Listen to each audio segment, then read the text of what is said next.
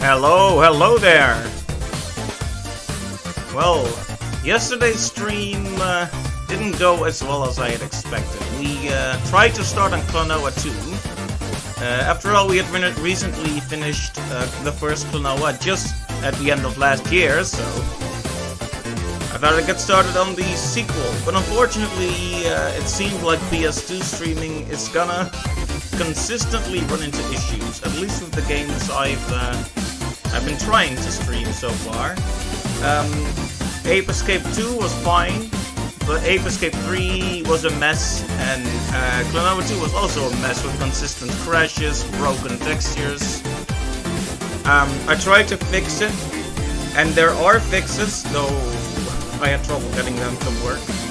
But I kind of feel like until I find a better way to deal with PS2 games, it's not gonna be fun to stream them. Like, I'm gonna be spending half the time readjusting the settings and commenting on the broken textures and the fact that the game doesn't work. It's no fun for me, it's no fun for you. So, Ape Escape 3 and Klonoa 2 are now on indefinite hold. I posted that on Twitter as well, but in case you missed it, those games are now on hold. Might be forever, might be for a long time, might be in a couple of days if I find some way to make it all work consistently. But yeah, until then I thought we'd move on to something I had been planning to do anyway. You see, just last October I started on Castlevania Symphony of the Night, and I had so much fun with it. It was really a refreshing change of pace and a classic I'd missed out on, and it made me think, you know what? Maybe I should try a few more of those Castlevanias I missed. I saw they released a few for the Game Boy Advance, in this case Circle of the Moon, and I thought I'd give that a shot, so here we are. Let me get that prep screen out of the way before I forget and start streaming the game while the preparing screen is still on there, okay? The amazing music can stop now. Okay, let me make sure everything is in place, okay?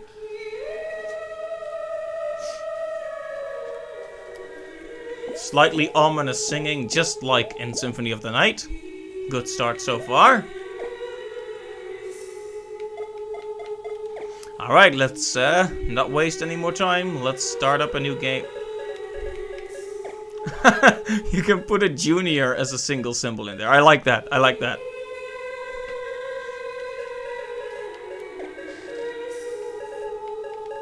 Yeah, it is a big bummer that we will have to skip out on Klonoa 2 for now. It was actually very fun, and it ran well too. But then the crashes and the broken textures. It is 1830. At an old Austrian castle. From the worshippers of chaos. Rise the plea for the return of the Lord of Darkness of... That sentence went on for quite a bit there. Featuring Dante from the Devil May Cry series.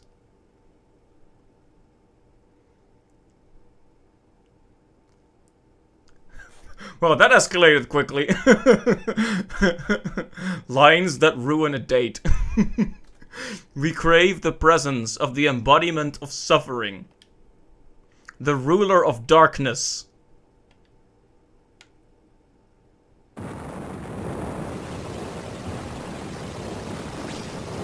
Well, there he is. I have waited for this moment to be awakened again. To bask in darkness and feel the moonlight within. Count Dracula, I am honored to be in your presence. Indeed. Though I lack my full power. We are preparing the rite to replenish your power. Stop! Oh, hi, Morris. Oh, here they are. You cannot be allowed to taint the world. You, I remember.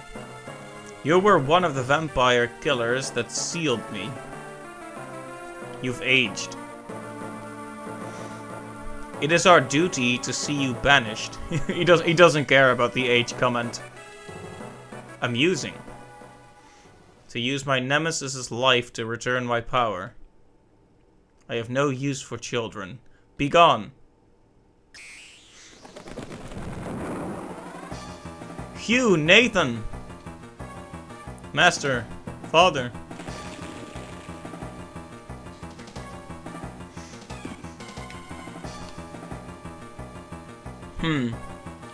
No creatures around here. Are you okay? Yes, except for the broken legs. Yeah, we were just brushed aside and ignored. And then dropped like 50 feet down. We have to find Master. I'll go. He's my father. Nathan, you'll be in the way.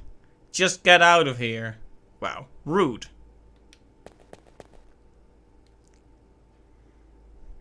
I want to find Master as much as anybody.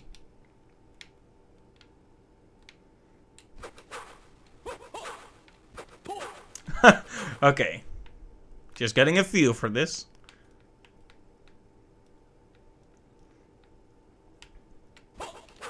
Okay. Definitely more like a traditional Castlevania in terms of how it feels. Alucard definitely worked a bit differently than this. This guy feels like a Belmont, even though he's called Graves. Appropriate name for a Castlevania game, I suppose. Would be kind of ironic if he died. Here lies Graves.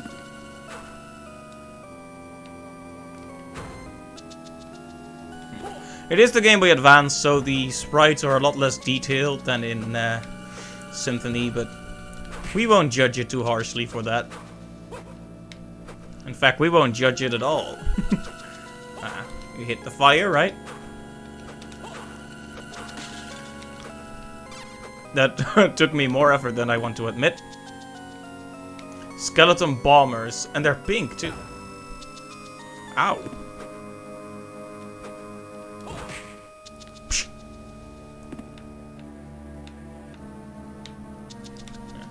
His ducking down animation actually takes some time. Like he leans down, then puts his hand down. I should remember that if I want to use it to avoid attacks. Because he's gonna take 20 years to actually duck down. We'll need to plan ahead. I also like that he has voice clips, I suppose. I wasn't expecting that. Now, to be fair, Game Boy Advance games are perfectly capable of having voice clips, albeit low-quality ones, but... full voice acting, probably not. Look at this guy's confident strut, too. I kind of miss the Alucard backdash, though. Well, I'm sure we'll get many new mobility options as we move on. Although, to be perfectly honest, I haven't researched this game as much as I should have. I know a lot of people mention it as the next game in line after Symphony of the Night, but that doesn't necessarily mean it's the same kind of game. So far, the story seems to be taking a slightly different approach. Although, then again, Symphony did start with Richter, so... again, I should reserve judgment for after we've actually seen everything. For now, I'm just thrilled to be playing another Castlevania game I missed out on. Catacomb, just one of them though.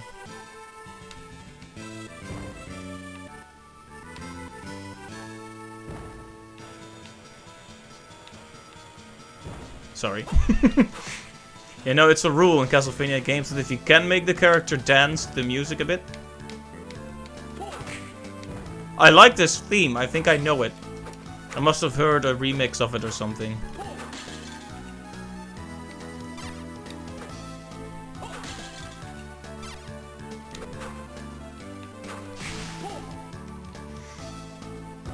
Ow. Ah! The big skull hanging from the ceiling. Bonehead. Mercury card.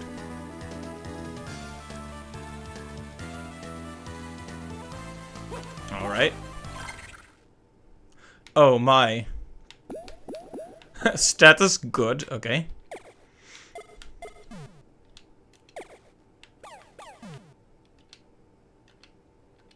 I'm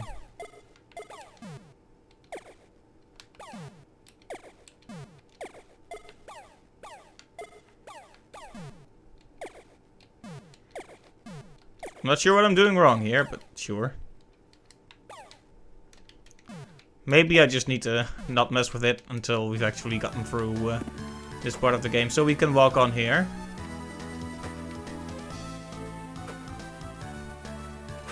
There's a big box in the way.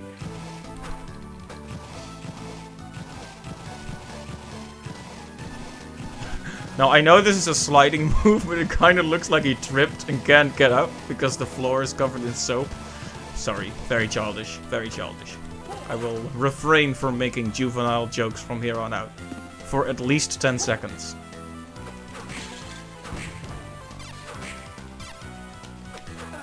Ow. But yeah, yesterday's stream was a bit of a mess, really. It started off pretty well. I had actually spent a significant part of the day before the stream getting the game's sound effects to work. I mentioned that on stream as well, but... Oh, you can do this too. Okay, good.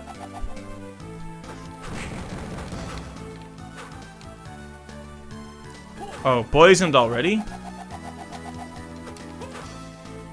And what was I talking about? So, voice clips. It reminds me of the Mario Advance games, which are basically Game Boy Advance remakes of the original Mario games. Though released in a very strange order. Because they added voice clips to that. Not everyone was a fan. Like every time... Is this a save point? It is. Yeah, that is a save point more suited for a Richter or a Belmont at least than the little coffin. Hey Clive, welcome to the stream. It's good to see you and thank you for the bits. It's much appreciated. Do I need now I need to think of more juvenile humor on the spot.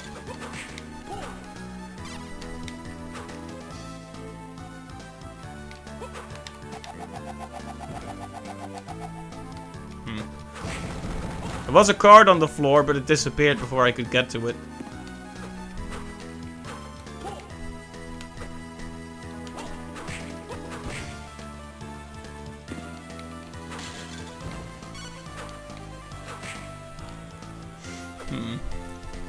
The path keeps branching off a little bit, but I'm not sure which way I should go. We've already found a path blocked off by a huge box.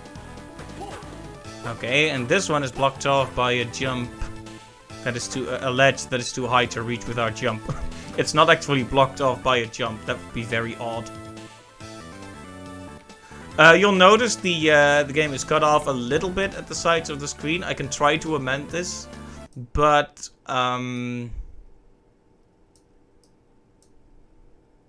there's always gonna be a small black area around the game in that case. I was trying to get it to fill up as much of the screen as I could, but I guess this might be better. Just got done complaining about messing with the settings in Klonoa, and now I'm messing with the settings in OBS. Always messing around. Also, are these worms? The head makes me think it might be more of a snake, but sure.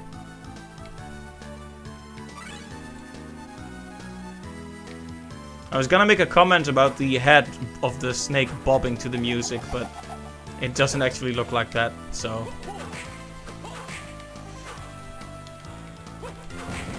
I keep dropping the tangent I was talking about. So yeah, the Mario Advance re-releases also had voice clips. Not sure why. Maybe Nintendo wanted... Oh, level up. Okay. So we know that's in the game. Maybe Nintendo just wanted to prove that such sound clips were possible.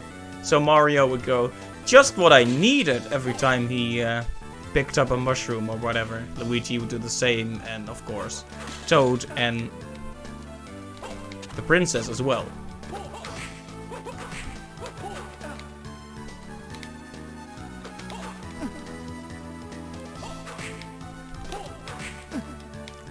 I'm taking far too many hits here.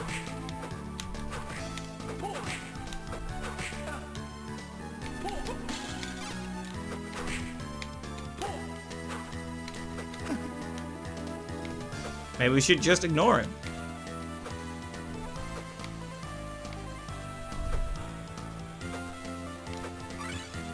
Dash boots.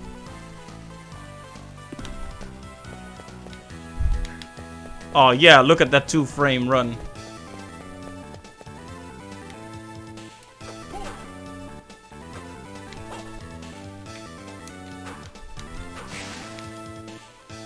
I know what they want me to do. At least I think so. Important that they're establishing it now, I guess. I think they want me to dash and then jump, if I had to guess. Yeah. That makes sense. Imagine if they gave me the dash, but didn't establish that it also increases your jump. I mean, it kind of goes without saying, honestly, but it's still smart design that they let me know. Is this an area transition? Is this me dying right now?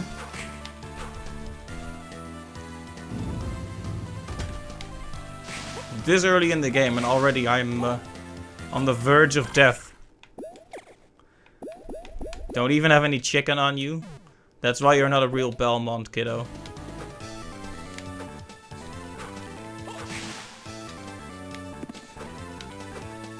Music is good though, I like it.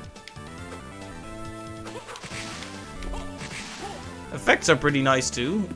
Please tell me this is a save point. It is not. There's another treasure room with a block blocking us off.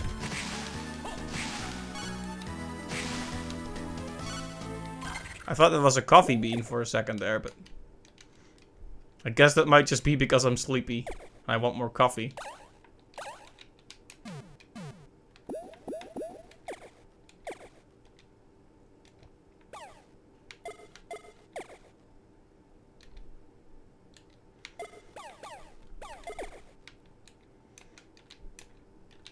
All right.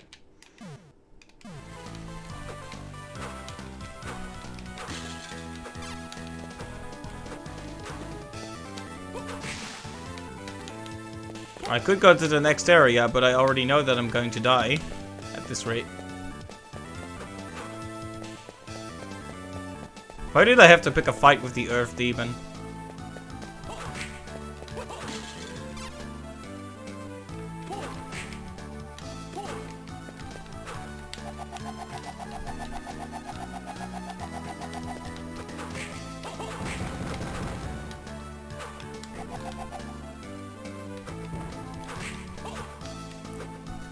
Just barely goes under your whip as well. A real pain. Oh, a notification. Oh, hey, thanks for the subscription, Clive. Much appreciated. Been a while since we've seen the grinning, waving icon.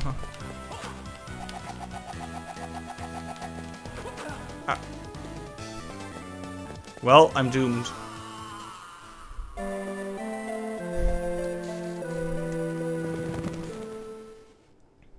Okay.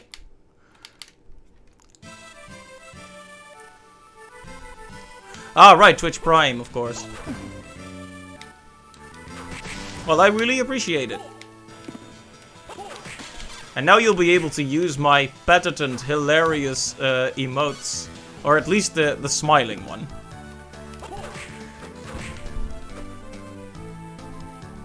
Alright, this one is barred off by a ledge that is too high. I almost said barred off by a jump again.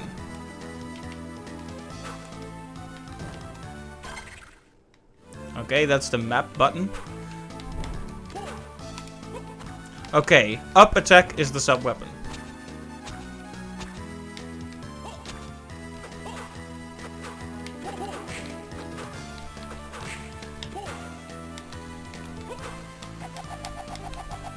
Yeah, now I completely forgot why I even went on the voice clips tangent. I think it was to say voice clips don't necessarily make a game better, but I thought it was cool they were in here. And I was just thinking of a few examples like the Super Mario Advance games where they really weren't all that necessary. You could also argue it kind of...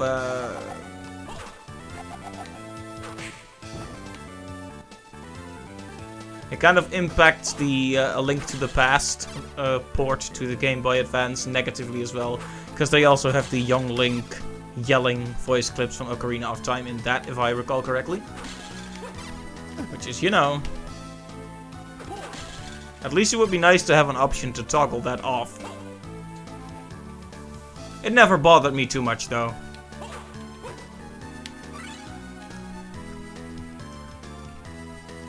It's the kind of thing I just played through and, you know, just accepted it for what it was. Then you hear other people say that it is annoying, and it's like, well, okay. I can see why you experienced it like that, but I didn't mind terribly.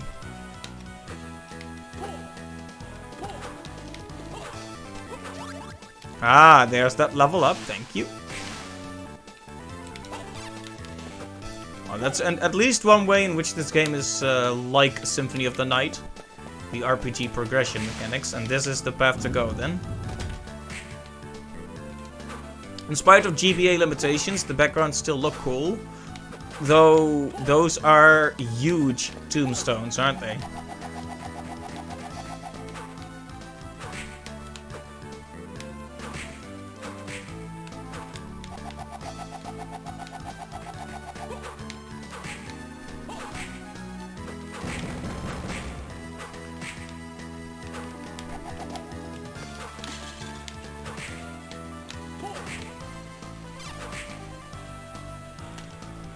Well, the whole classic Castlevania cast is here. The zombies and the skeletons and the bats.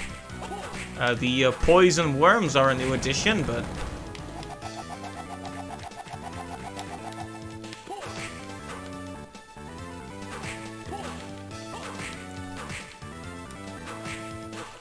But yeah, I like the voice clips here at least.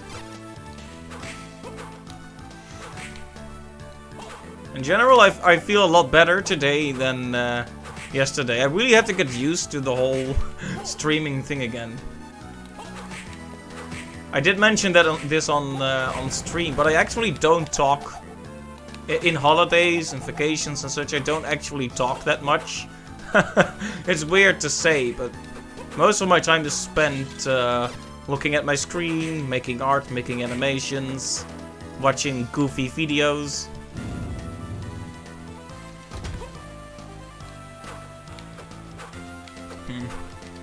Now that I'm looking at OBS again, it's kind of starting to bother me. There's more black at the bottom of the screen than at the top. Let me just...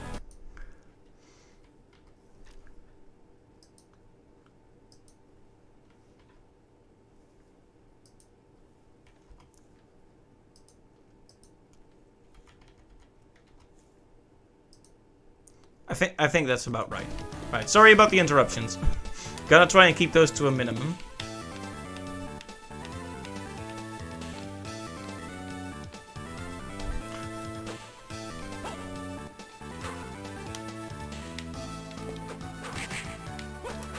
Yeah, I already know this first track is going in one of my playlists because I like it a lot. Should I drop down here or not? It looks kind of weird to me how he ducks all the way down and then puts down his hand. I feel like I would put down my hand first and then kind of let myself kind of drop down slowly by leaning on the ground. But he's just kind of like...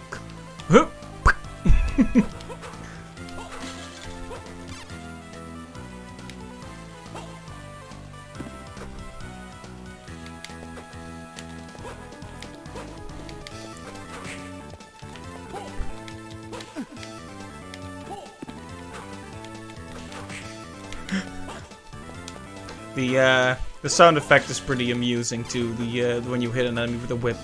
It's nice and punchy, but it also sounds a bit cartoony. Nothing wrong with it. It just makes me laugh is all. The opening area of Symphony was very, it was basically a big hallway, so you could get accustomed to the combat and mobility. But this game is already pretty wide open with a lot of verticality in the opening area. More like a lot of Metroidvanias are.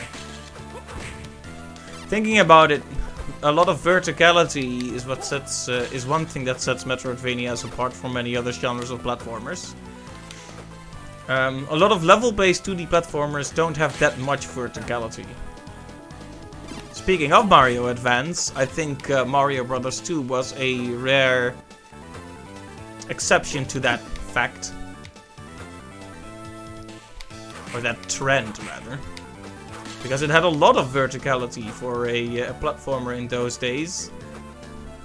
The whole game starts with you dropping out a door and down and having to go down this little hill. Which is probably the game's way of establishing the fact that there is more verticality to it. Before it moves on to the more traditional side-scrolling stuff.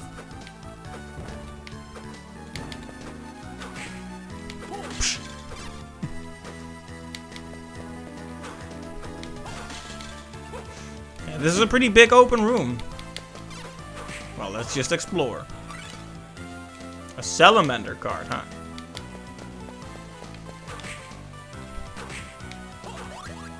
Another level up.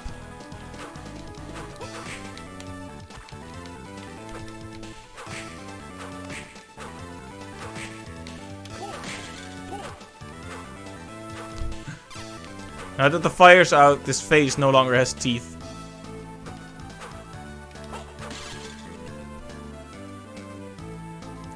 Ah, max MP increase, that's good.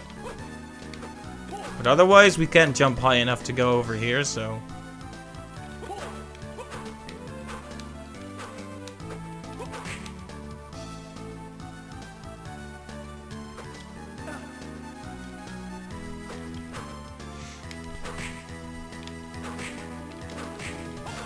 Don't follow me.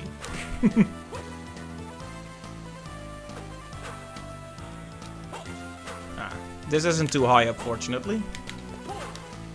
Considering the run and the distance it adds to your jump, I'm sure there are already many ways to sequence break this game.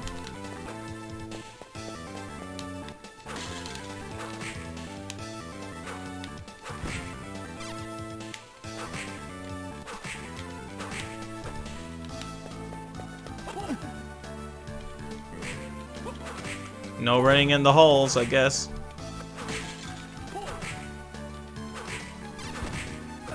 Ow. Yeah, yesterday's stream, bit of a bad start to it all, I must say. Especially due to the fact that we got stuck and couldn't move on. It's always a shame when that happens and you can't fix it on the spot. But hey, I guess that's just a lesson learned. Should have done a bit more background research. Game Boy Advance games have fewer surprises in that regard, I think.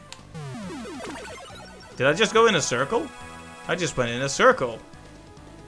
Or is this just another suspiciously similar vertical room with a save point?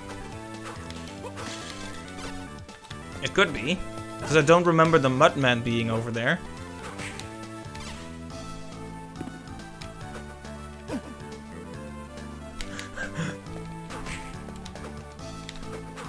Another classic Castlevania staple. Huge knockback. Stub your toe, fall back like 5 meters. Gremlins, huh?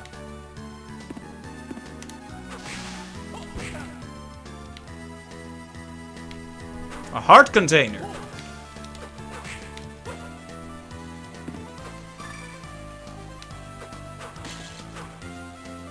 Except hearts are more like ammo in this game, so...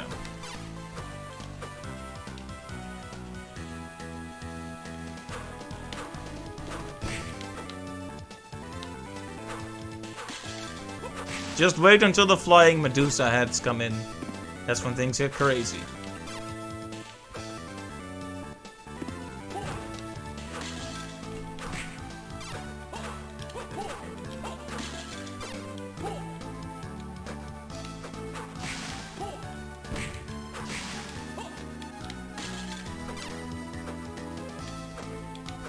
Ah, multiple paths to go again. Well, let's start at the bottom, shall we?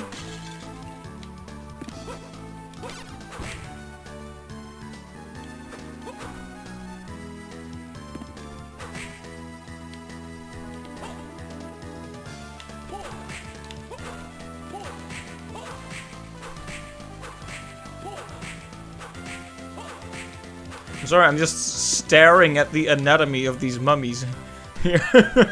They're a bit chubby for mummies, aren't they?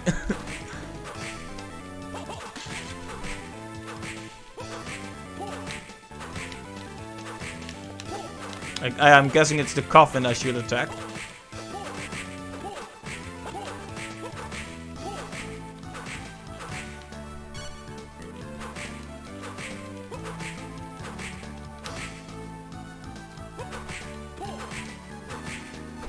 These sarcophagi hold an endless supply of mummies. Got a whole family crypt in there. Level up! Yeah, just grind on mummies.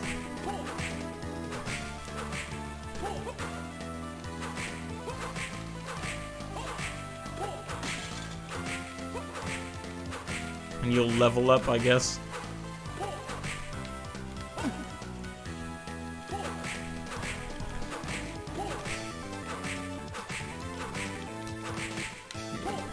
You gotta love enemies that spawn more enemies, huh?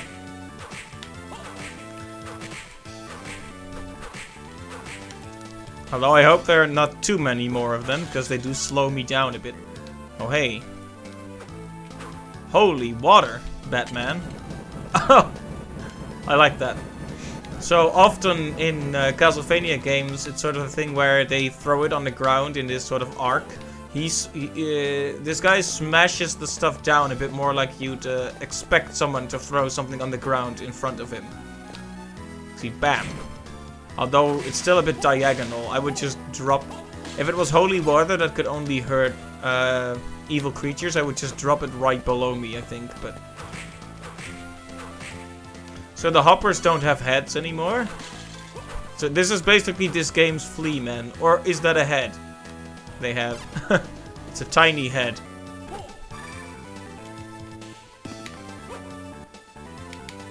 Well, we are already picking up lots of upgrades. Already getting that sense of getting stronger. That's what it's all about in Metroidvania, after all. Ooh. Okay. The intro's over. Now it gets serious. Ah. These dogs, big dogs, were also in the intro of Symphony of the Night. Well.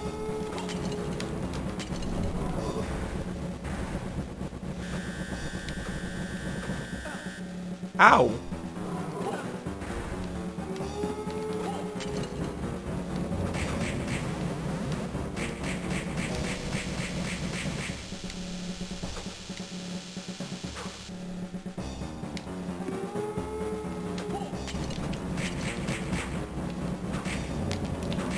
Please go.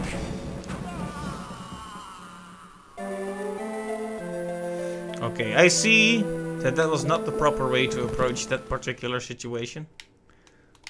I acknowledge that I may have made a few mistakes here.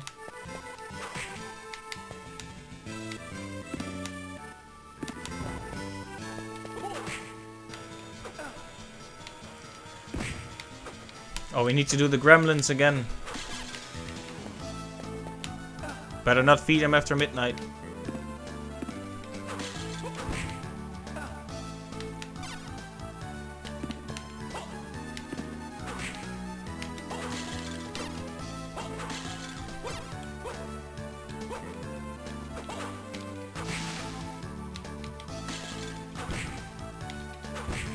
All right.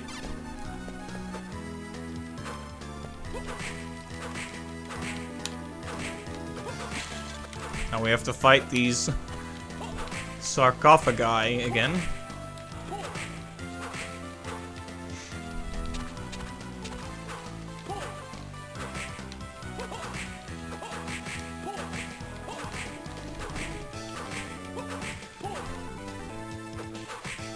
So we need to be a bit more careful the next time we see the big dog.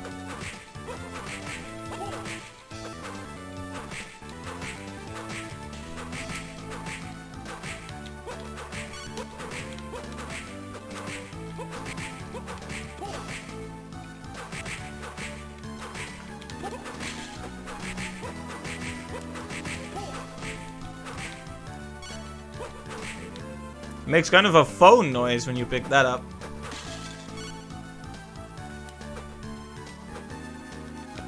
I can't talk right now.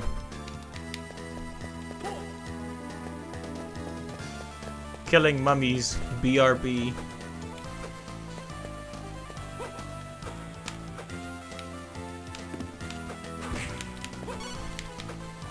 Actually, I've been picking up equipment but not putting it on.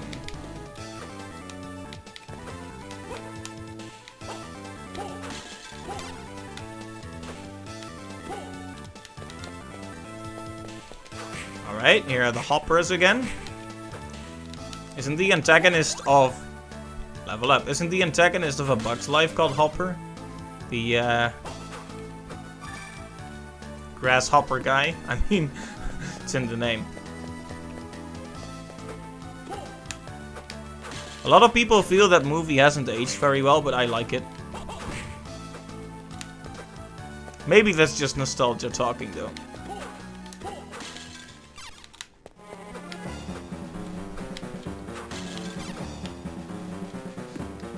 Okay, so...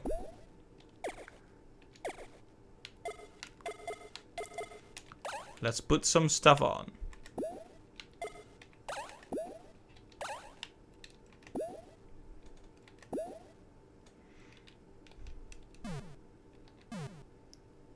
Okay, we have put some stuff on.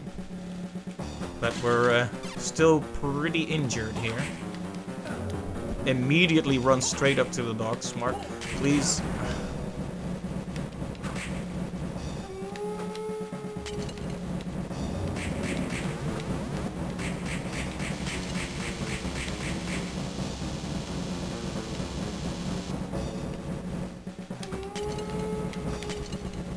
Okay, he keeps throwing it up there. I'm trying to be smart about it and hitting him mid-throw. But I don't know what to do about that. The laser beam.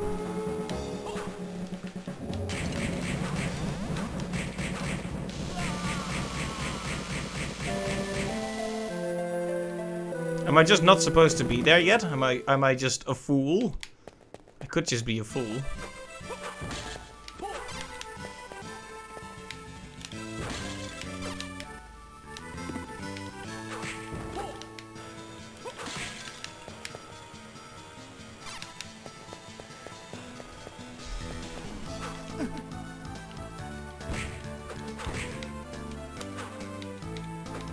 I'm already getting the urge to hum and dance along to the music again.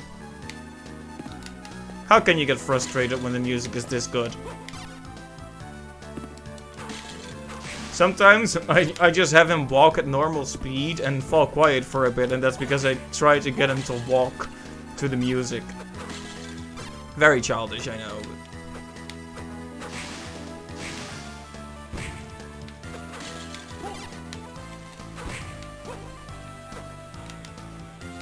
So the dog is in here.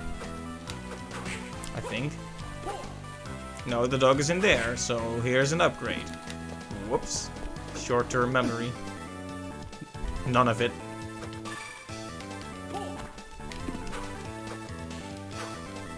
Okay, they do have heads, just really tiny red heads.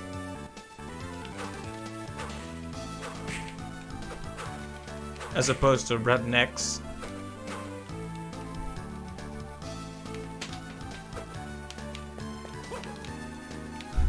Jumps down. That joke was too bad.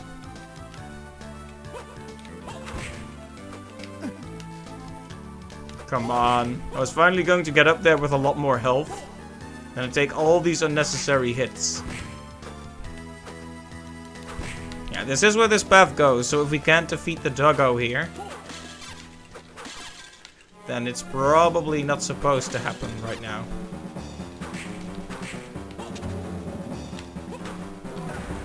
Wow.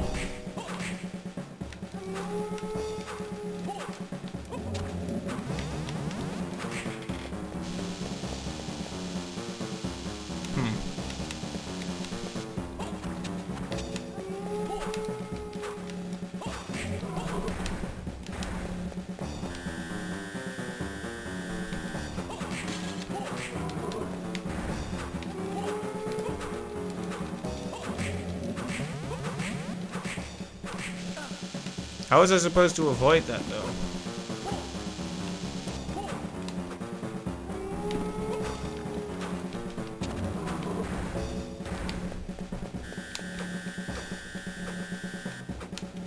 Well, I don't know how I survived that, but I did. At least temporarily.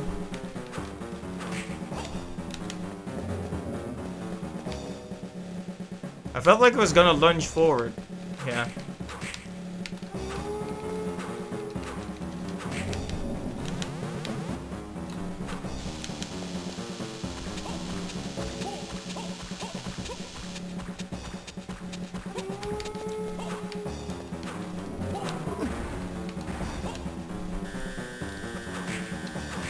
If you don't die now, I'm gonna die, basically.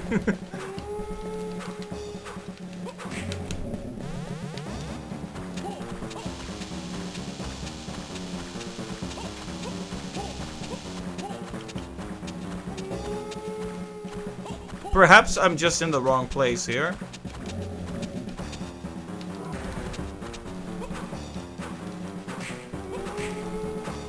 Because he's taking a lot of hits for what we would suppose is an early game enemy.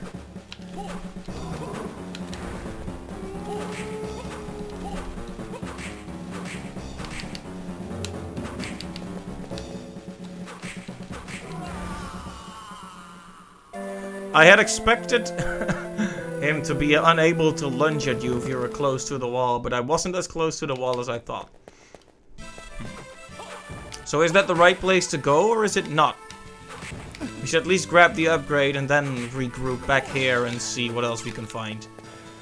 That's my best plan for now, and I'm sticking to it.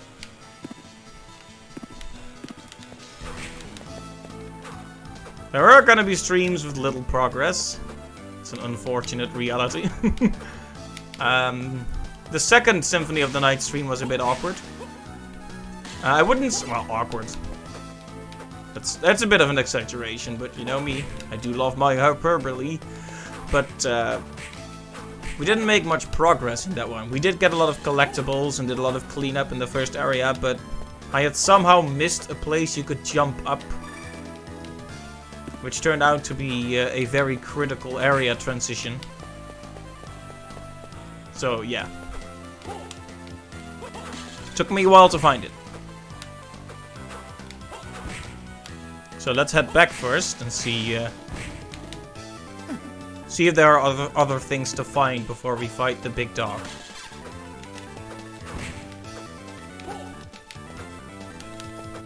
Every time I say the phrase "big dog," I think about this this video Pro-ZD uploaded a while ago, which is called something like Professor Layton and the Big Dog.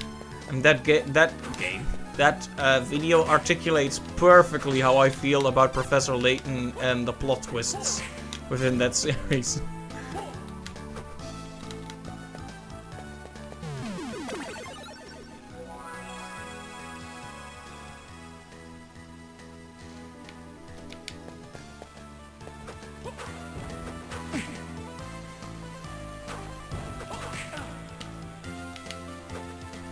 Alright, let's head back for a bit and see what else there is to find. After all, it's all about the exploration.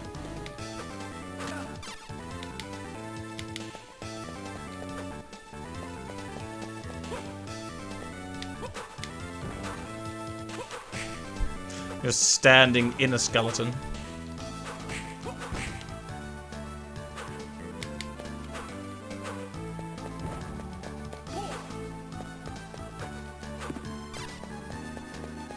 Oh right, there was an upgrade here, but no way to move up there.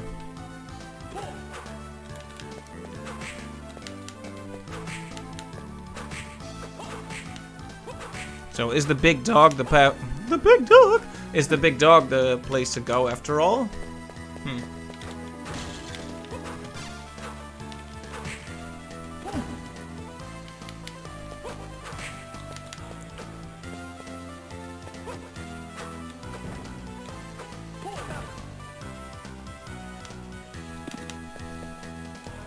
Oh hey, an upgrade I missed.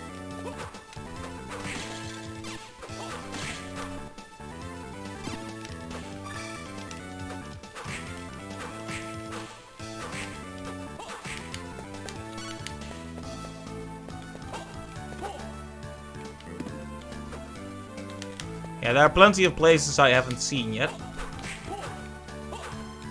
No chicken in the wall? I'm sorely disappointed.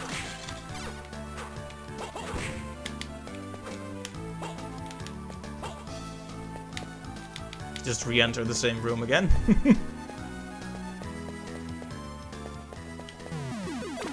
Another save point.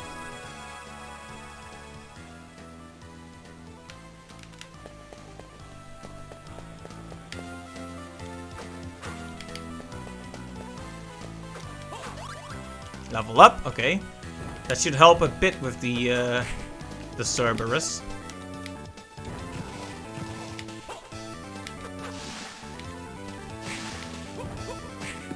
But this is another place to go, it would seem. Oh, I have a map. I should remember this. Don't know why I'm so confused. I could just check the map at any time. Still gotta get into that Metroidvania mindset, sorry. HP max, that's what we were really looking for.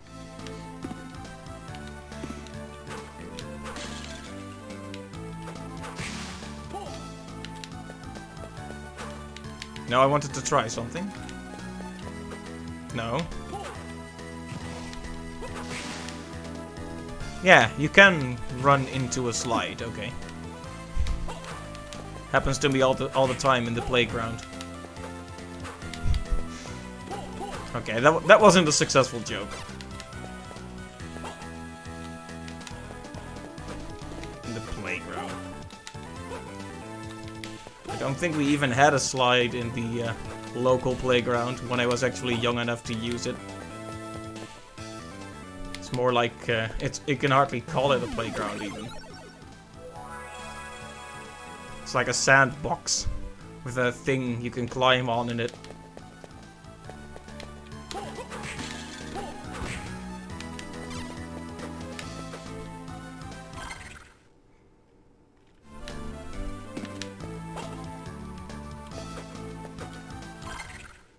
Haha! I must say, I'm very happy I have a map.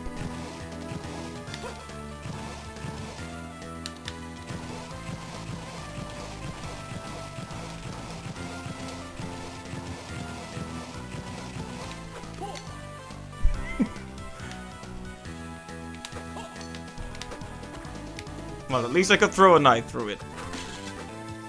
It's like it's a symbolic victory, you see.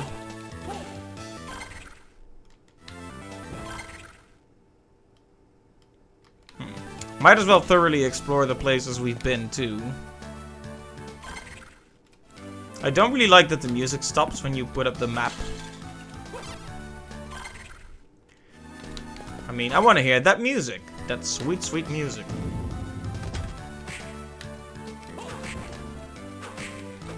Oh, it's a poison worm thing again. Colony? What do you call a large group of worms? Can't exactly call it a flock or something. It's more like birds. And birds eat worms, you see. So that would never work.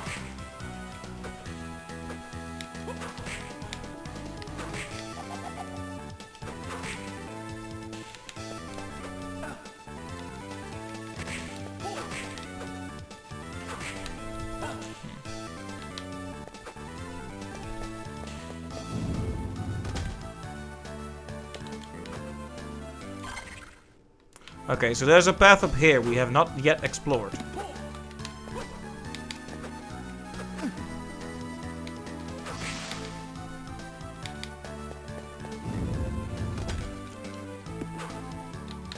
Okay, we did actually explore it and then die.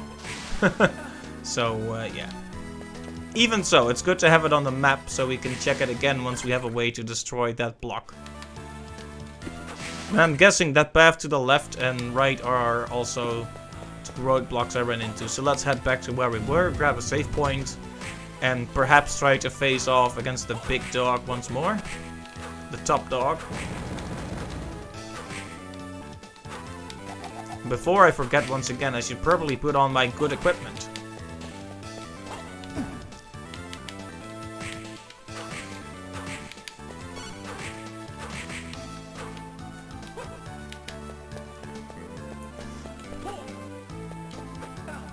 You have 3 missed messages from Dracula.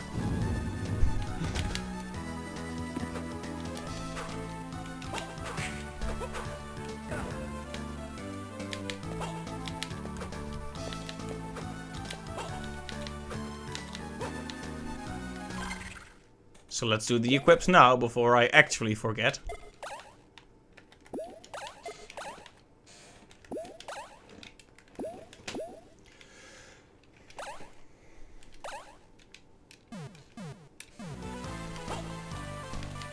That cancel noise, the bump noise it makes in the menu when you cancel, that sounds a lot like a Mario sound effect.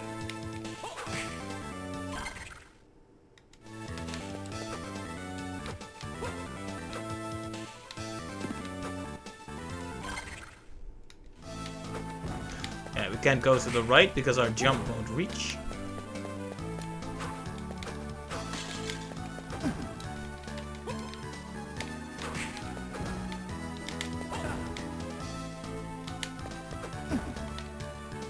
Yes, let's jump into every single projectile here. It sounds like a wonderful... That's a wonderful idea. Well, we might as well check the bottom left then.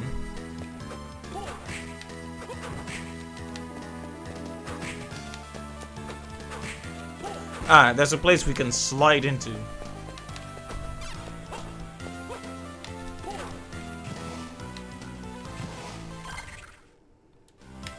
We can't slide back in.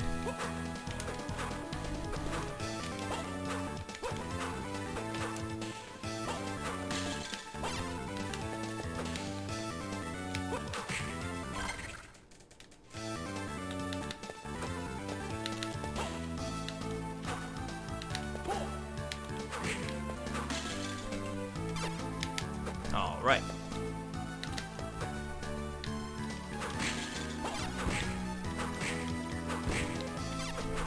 Okay, the boneheads have been taken care of.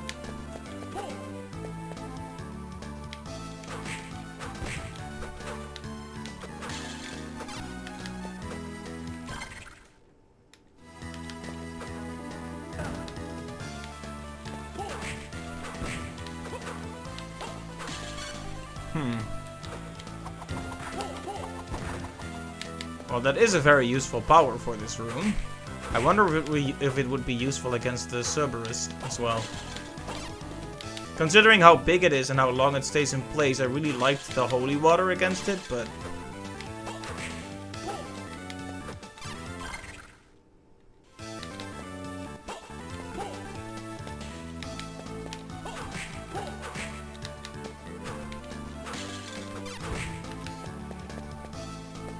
Another upgrade.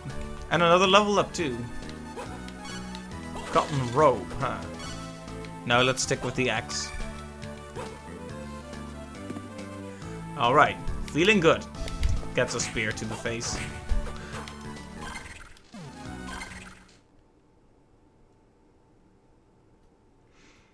Alright. Let's head back to Cerberus and see if we can defeat it.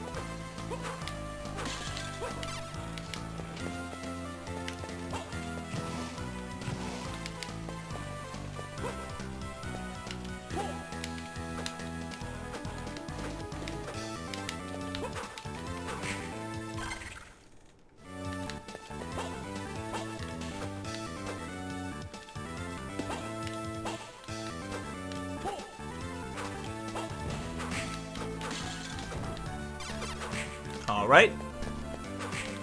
Oh, right, we need to actually go to the right, then up, and then left.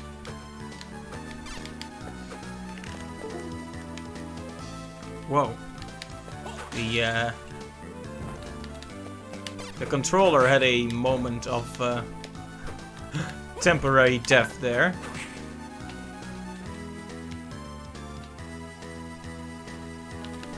Ignore the fact that you heard a WhatsApp noise. It's all just an illusion.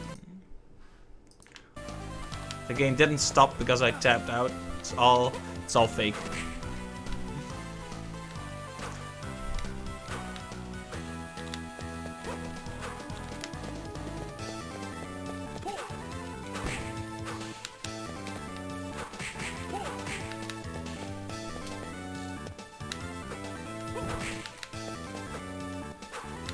Oh.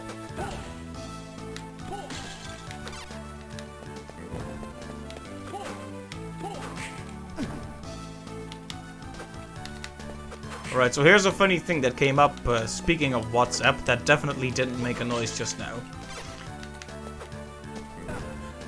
Twitch tags on my end are translated to Dutch automatically. Like the website has a Dutch version and interface and all that. But some of the translations are a bit, well, how to describe it? A bit.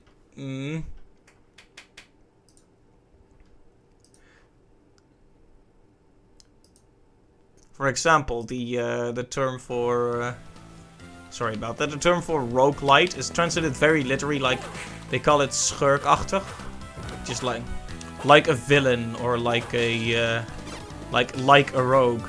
But that's in Dutch. That doesn't make any sense because roguelike isn't called that because the game is like a rogue. It's because the genre was defined by a game called Rogue. So it's one of those translations that seems to kind of miss the point. See, they actually didn't neatly translate Metroidvania as they should, so.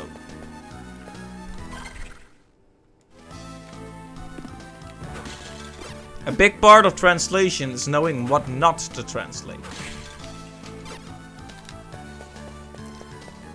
Many languages share more than you think.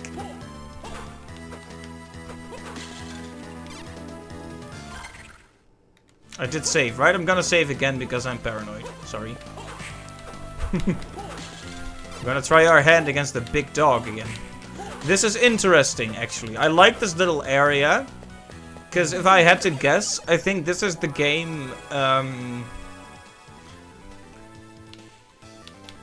this is the game presenting what it is, but in a small, contained space. A bit like the Great Plateau in The Legend of Zelda Breath of the Wild. There's a couple save points, a couple upgrades, but you can move right on if you want. There's one mobility upgrade, which you need. The rest of the things are all, whatever. You can pick up the health and magic upgrades or not. That's on you. But at the end waits a boss. And it's all up to you whether you collect all those upgrades to fight it or you try it without. Allowing for people who are more collection focused to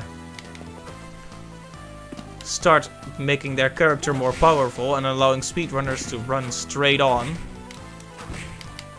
I think it's good design, but I might be talking complete nonsense here. So sorry if I breathe in the microphone too much. Thing moves around all the time, so I always ask people if the sound and game balance is okay. But this time I forgot to ask. So let me know if the balance between the game and sound is really terrible and horrific and unbalanced.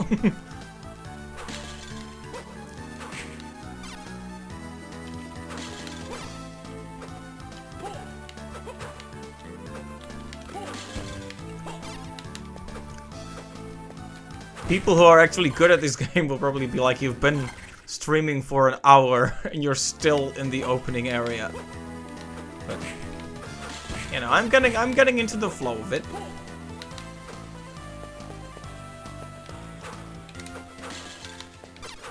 Alright. It's time to fight the big dog again.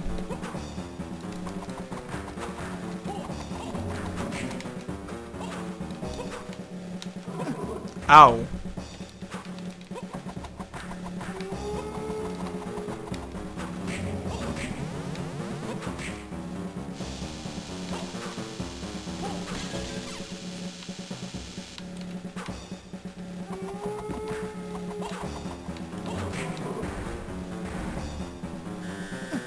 Ah, got out of the way too late.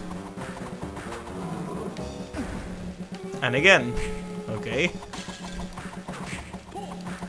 Come on, don't get so close. Okay, so he can lunge even when you're right on the wall.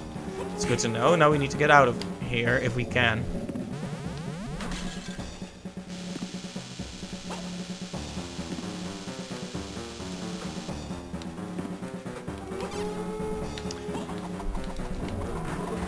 He somehow jumped over me there. I somehow survived that. Ow.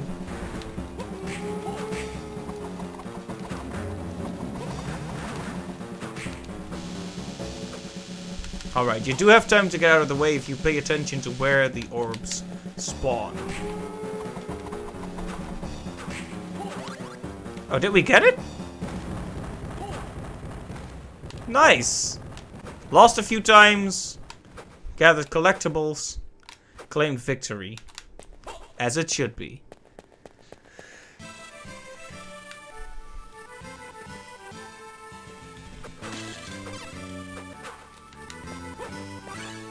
Double. Now we can double jump. Nice.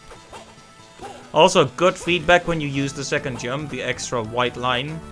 Make sure you know exactly when one jump ends and the other begins. Please tell me it didn't respawn, or I will be very upset.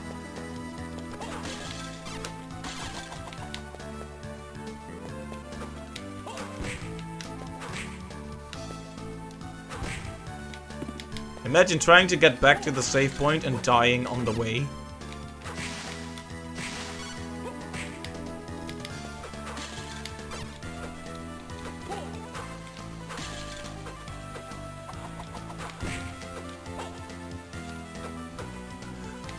You know, I kind of like how, although Metroidvanias have a similar structure of slowly increasing your power and mobility, they all have a different policy of the when and how. Like the double jump, for example, was a very late game item in Symphony of the Night, and in Hollow Knight as well. But to compensate, you'll notice the double jump is a fairly meager thing. I'm guessing it might be upgraded later, but for now it's just a small hop. It's not this huge... I wouldn't call it a full-fledged double jump, almost. It's like, hop. It's a quick hop, you know.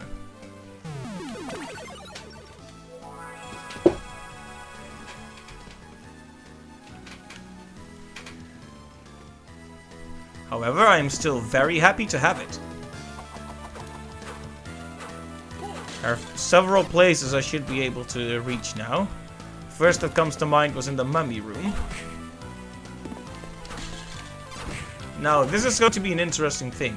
Will the way to progress be in the mummy room? And will an extra be in the earlier area I couldn't reach the ledge of? Or will it be the reverse? If they wanted to teach me the value of backtracking in a Metroidvania, they would put it in the other room. And not this one, but...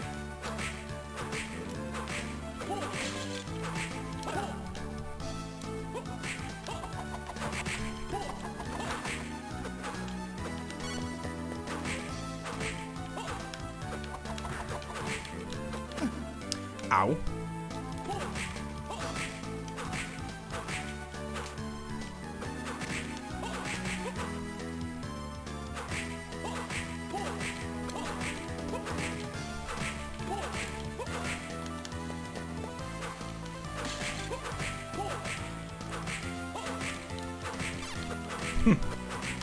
It's a little tedious to get through all the sarcophagi or coffins or whatever you want to call it.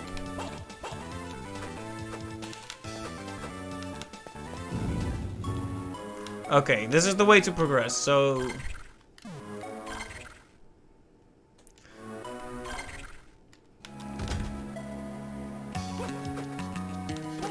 Oh, isn't this a remix of a track that was in Symphony of the Night?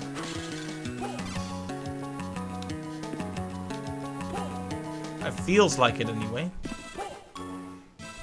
But now we have a quick way back because we have a double jump. So in the end they still taught us the value of backtracking. but by showing us that these areas interconnect. And of course, we still can't do jack about this thing.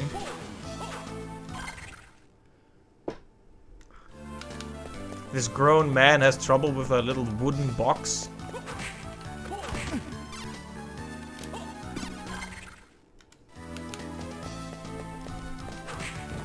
You bring shame to your family.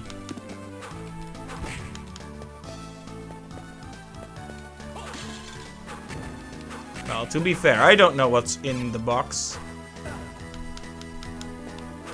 Maybe there's like 100 pounds of chicken in there.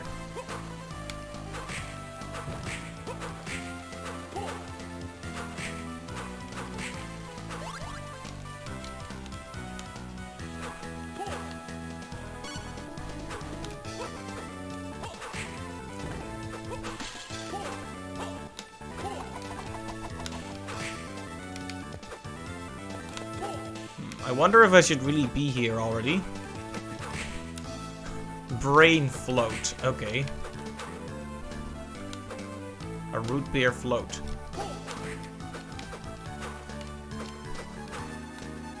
This is the kind of room you'd see in Metroid where you need the freeze beam to freeze these enemies. To climb up them. So I'm guessing that's what we need. So for now, let's just grab this upgrade and come back here later once we have something to put a stop to those enemies. I always really enjoy the notion of turning an enemy into a platform. Turning what was an obstacle into a tool. And vice versa, when your tools are used against you in interesting ways. Okay, let's get to that save point and not die.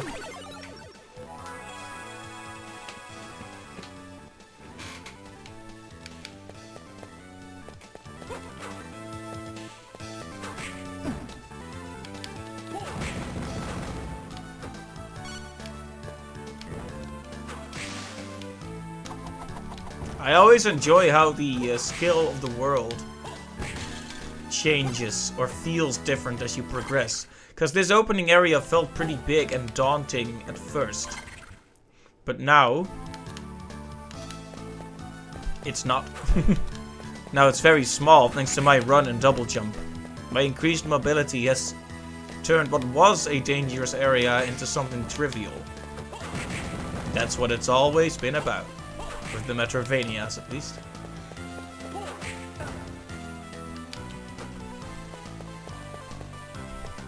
Anyway, there's one more place I could reach. I couldn't reach, rather, and now can. This guy is also much less dangerous now. I should probably take care not to get hit constantly. Yeah, there you go.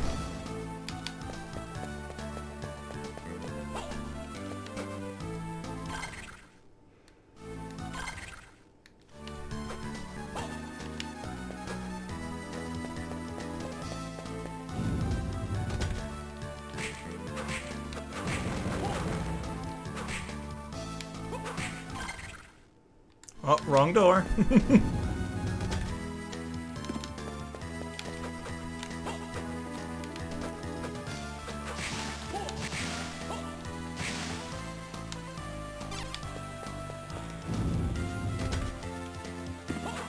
Oh, I guess there really was only one ledge I couldn't reach. Well, fine, now we know. We need something to break those boxes with.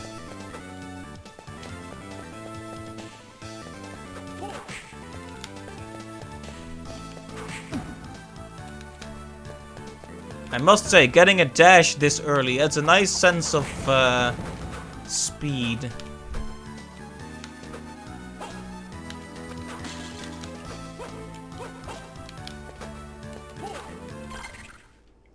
Like, one thing I hear people complain about when they replay the Metroidvanias they like, it's like, of course they still love the game, but it can feel a little frustrating to be used to the kind of mobility you have at the end of the game, only to lose so much of it.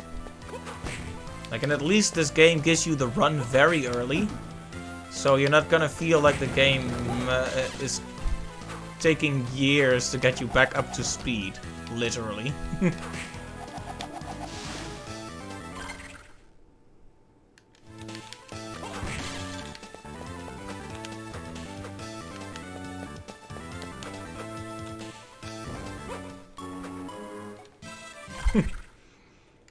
So, a new area.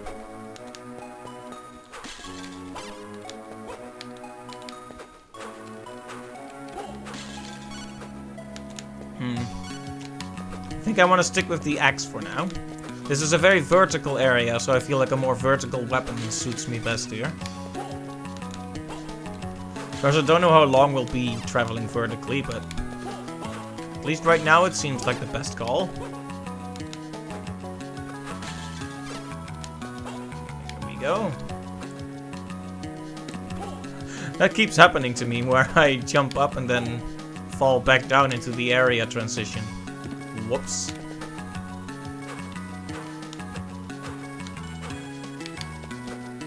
Oh, of course I have a double jump. What am I doing?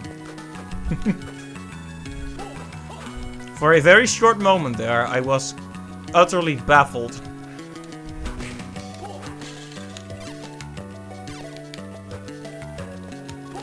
Seems like 68 is the max for now.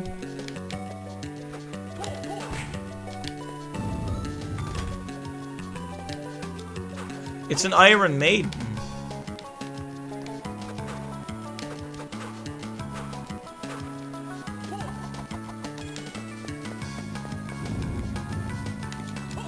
An infamous tool of torture.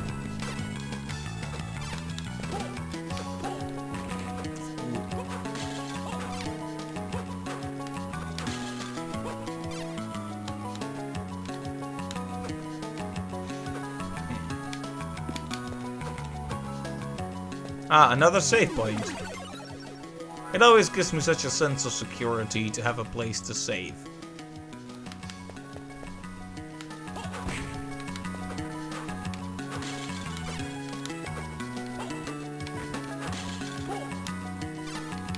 Yeah, now that I'm into this one, I'm seriously considering just playing several more Castlevanias.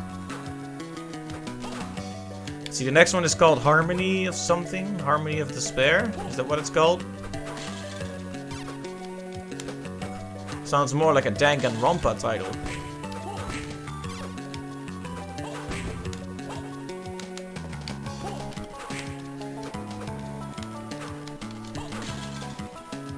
But anyway, there are two more for Game Boy Advance, aren't there? If not even more. So I'll have to check those out as well. At least if this turns out to be a success.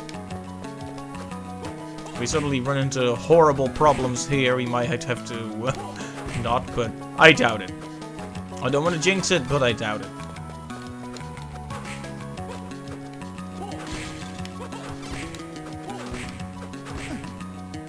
I mean, it's only ever been PlayStation 2 streams that have really caused big problems.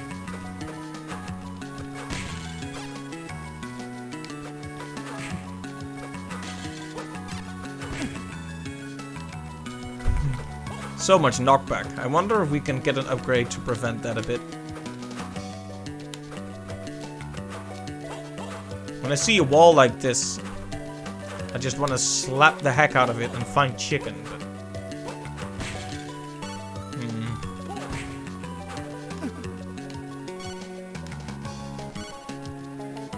Axe or holy water? The axe is still better suited to this area, I think.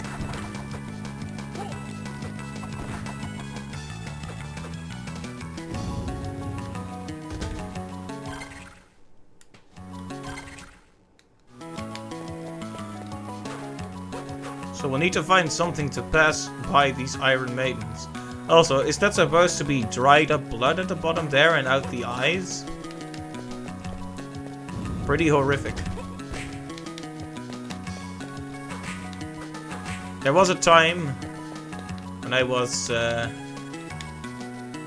think it was when I was playing Amnesia, and I became a bit interested in the history of torture tools.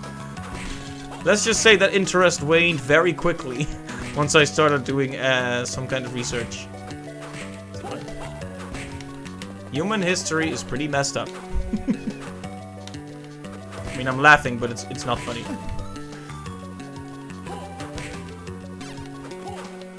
Yeah, it's interesting to see things like that in our media. Just another part of entertainment now. But...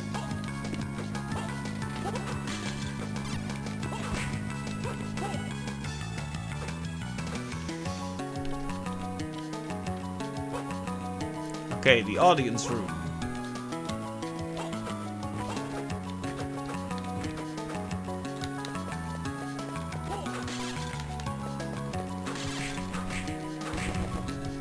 Oh. Considering how bulky it looked, I thought that one was gonna be trouble, but... it actually went down pretty quickly. Well, I don't mind.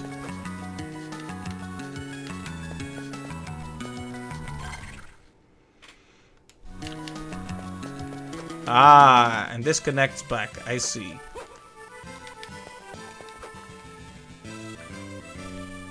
It's locked. So, that's the signal to me that we don't need some kind of power up to get through there, but actually just a specific key.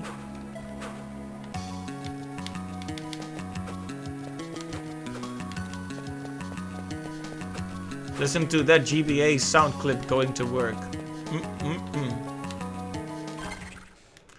It immediately turns the sound off. I'm sorry. I'm the kind of person who wants to check the map constantly, but I hate that it turns off the music.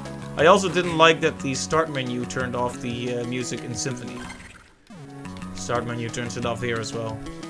Now let's start at the bottom, like we did. Triumph Hallway. Either this guy is doing a rocking dance, or something's wrong.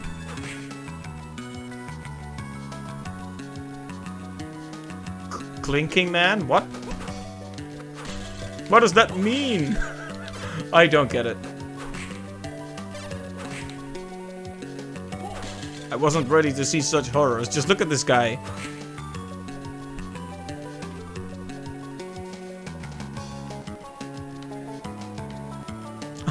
Did he just fall over and then immediately snap back up? Yeah, just pretend nothing happened. It'll make it less awkward for everyone.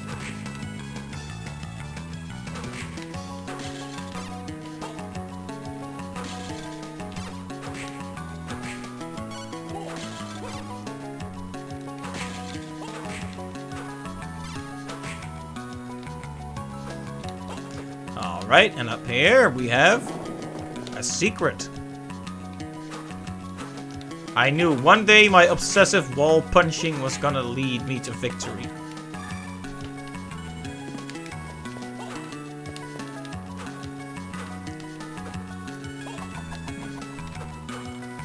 But doesn't this look suspect?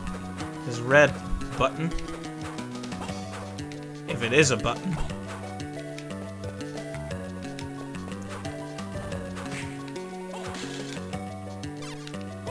Okay, I guess not. It's just a holder for the candles.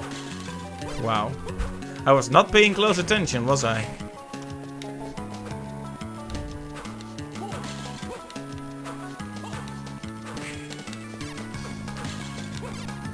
I have a pretty short attention span, which is why I'm always a bit nervous about streaming more complex games. I had actually considered... Ooh, this is a beautiful room, by the way. Very reminiscent of the opening hallway in Symphony.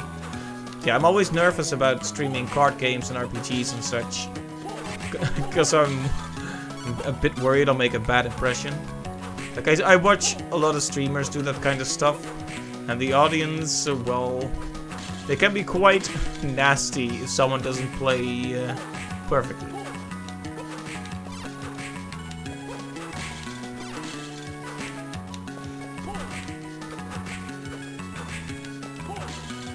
Yeah, otherwise I was considering doing Symphony... not Symphony... Slay the Spire. Ow, that hurts a lot. Because I did a successful run with the Silent, though that was not on any Ascension level, so I guess you might say that wasn't really that impressive. Even so, I enjoyed it. But yeah, I'm considering doing that again. Just don't know if it would be entertaining. There is Twitch integration, but I don't exactly have... Well, at least that would allow me to let other people choose.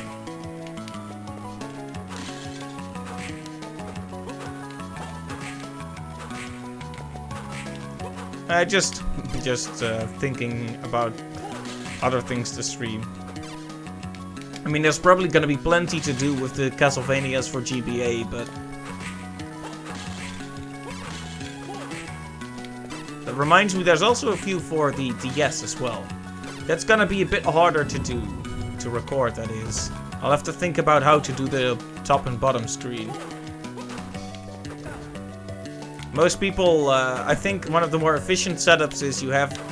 The most of the screen estate is dedicated to the screen that displays the gameplay.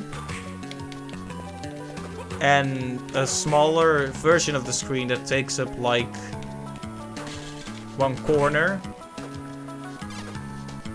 is the bottom, what usually is the bottom screen, which displays the inventory or controls or whatever.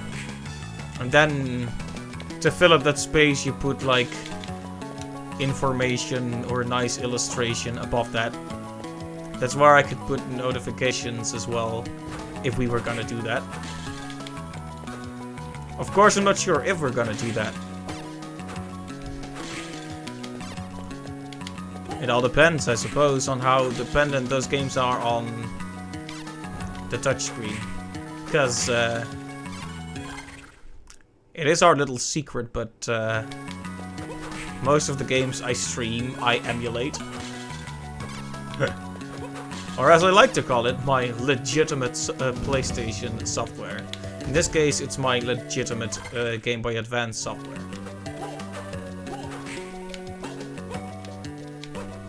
I do own most of the games I've streamed in some fashion, but even so, you know how it is.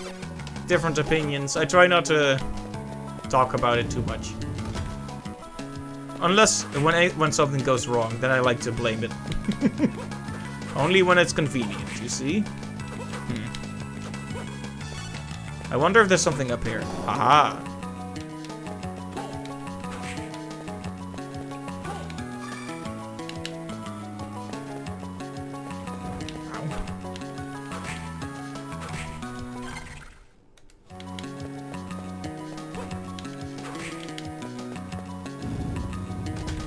Ooh, what is the painting? You gotta love the crosses. It's one of the most beloved Castlevania sub-weapons. And it is very good. Right, this is a famous painting, I think. Still looks pretty cool, even in the low-res state it is in.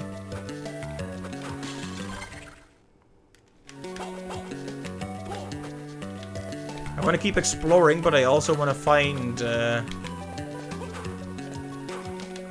save point so I can heal. Like, the last thing I want is to run into a boss room accidentally. This looks like it would require a double jump. Well.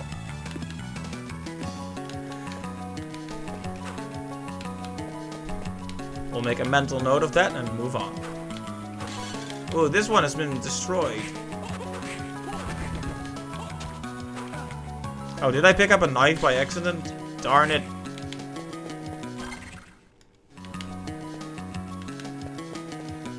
This painting has been torn down completely. I like that the further you get in, the more destroyed the painting was. That was interesting.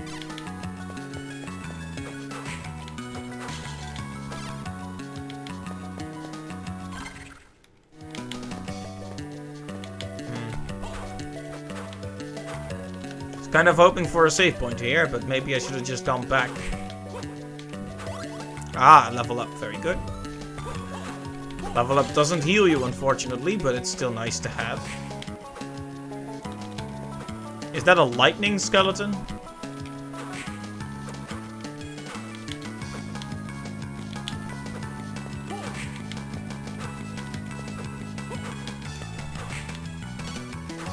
A potion, okay. It looks like orange juice.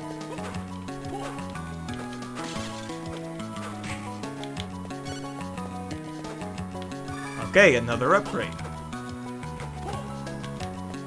We've only just started on the story and this guy is already getting pretty beefy. That's good. We need more height to get up there.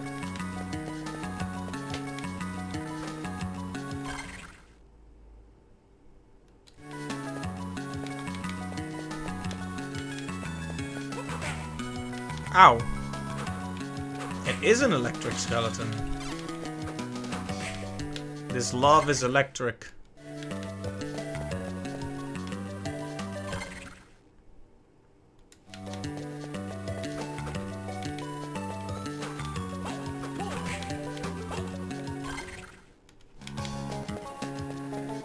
Thank goodness.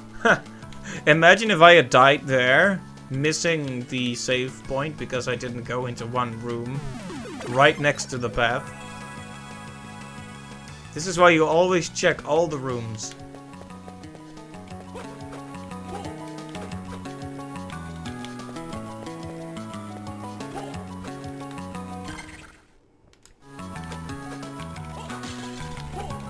Yeah, I like the way this game feels. It's very fast. This guy feels... He still has weight to him. Belmonts always have weight. Not that this guy actually is a Belmont. Sorry I keep reminding him, but he needs to know his place. But... yeah, the Vampire Hunter characters always have a certain weight to them, whereas Alucard felt very bulky. Very large sprite, very complex animations. And this guy's weight is a bit less. He feels light. He can run. And I appreciate it.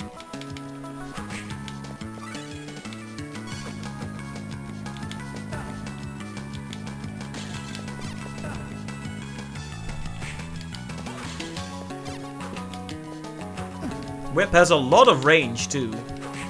Nothing to sneeze at. Look at the distance that thing goes. It's like a fourth of the screen.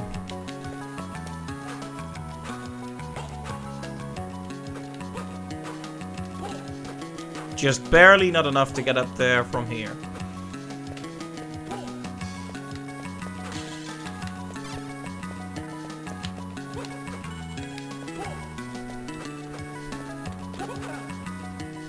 Yeah, I found myself transforming into the bat and the gas form, mist form, gas, the gas, to get around a bit quicker.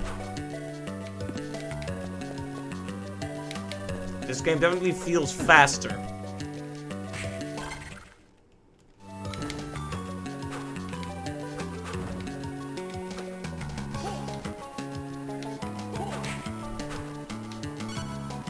Now, what does a brain need leather armor for?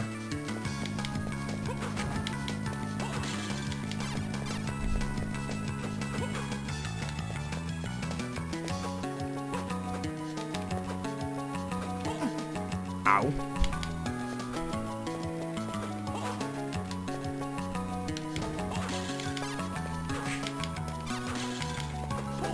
Don't want that knife again, thank you. Speaking of knives, another great conversation starter. Speaking of knives. Lines to not use at a date. Speaking of knives. Doesn't even matter what follows. At that point, you've already destroyed the conversation.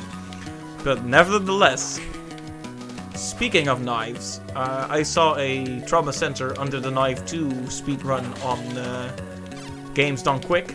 It was cool. Nice to see.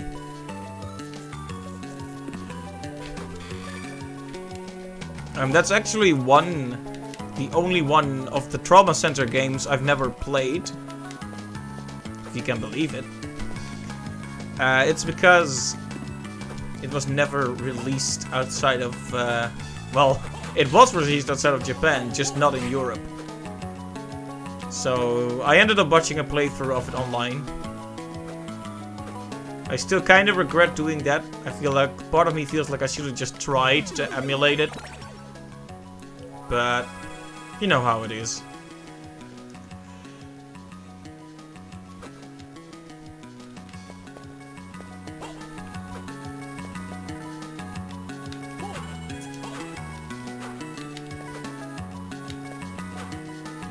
This spot looks suspicious, but I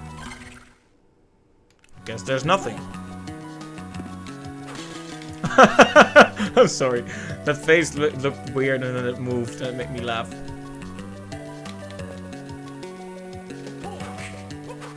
Devil Tower.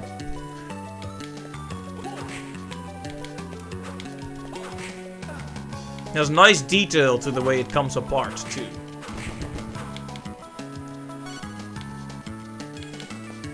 The little bits and pieces of stone.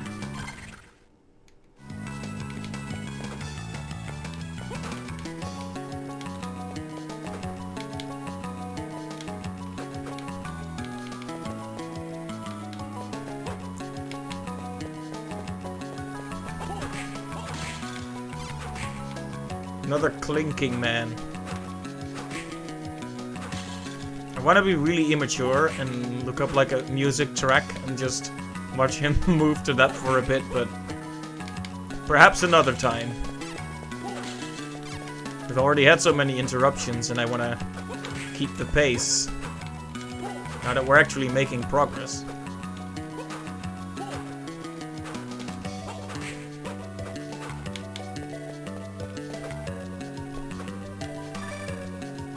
More hearts, okay.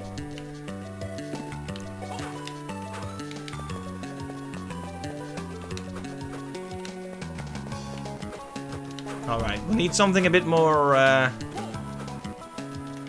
substantial in terms of jump height to get up here. That's okay. Ow. At least we know it's there. So whenever we lose our way and don't know where to go next, we'll be able to see exactly where we can go.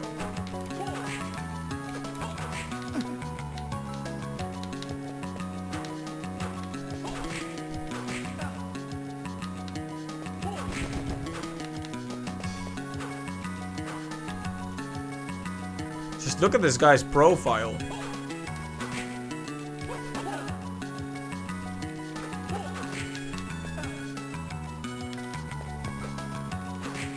He clearly knows his best angle. Can you swipe left with a face like that? Oh, hey, a secret.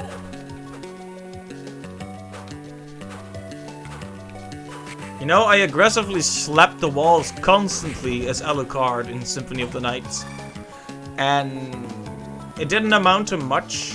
I discovered a few things. But this game is really rewarding my aggressive wall slapping behavior, so I'm really happy. And they say beating your head against the wall is bad. Shows what they know.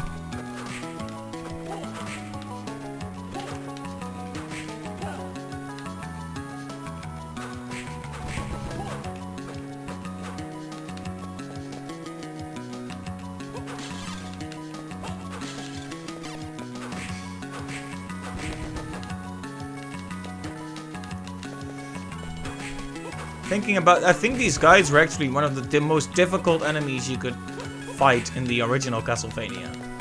Here they aren't that much trouble, honestly.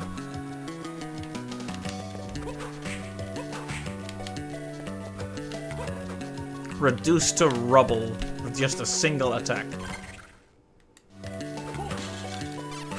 Ow.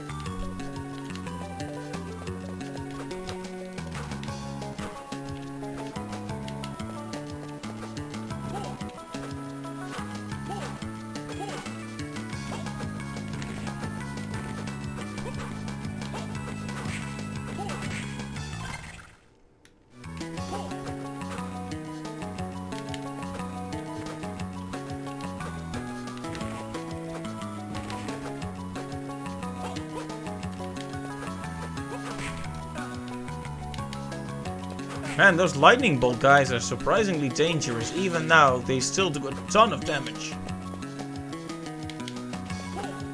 I'll have to watch out for those.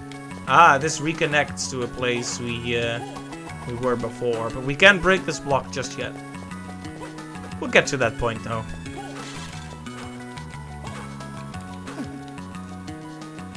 Yeah, this guy is making a face like he just told the best joke.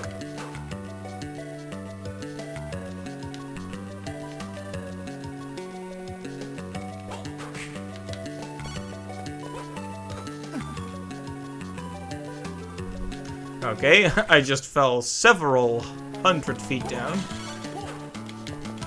Gonna stick with the axe for now. Nope.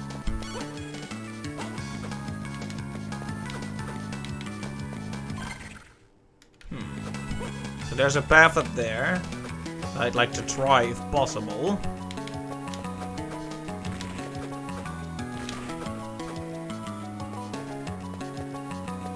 I can. Look at this.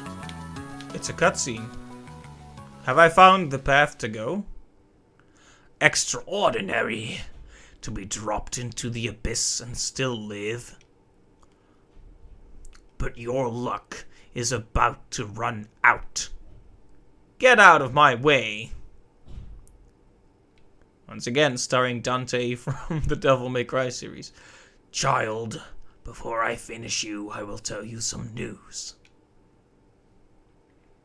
Your precious master is already in our power. What? That old man will feed us with his soul. The rite has been prepared, and we only await the full moon. No!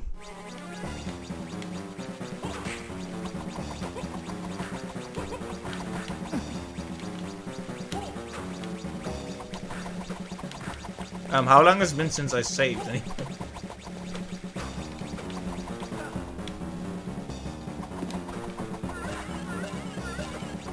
Of course a necromancer calls up zombies. I mean, that is what he's a necromancer for.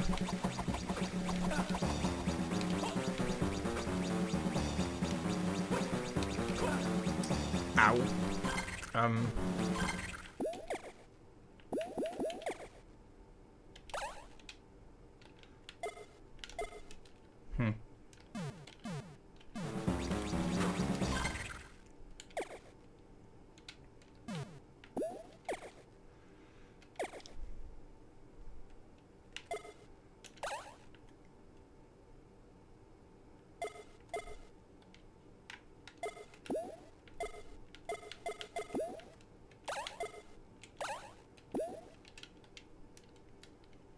Well, that's about all I have.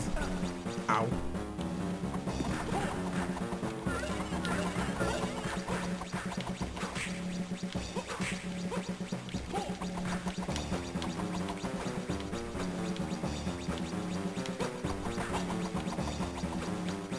This is kind of what I was afraid of happening earlier, you know, running into a boss while you haven't saved in a while.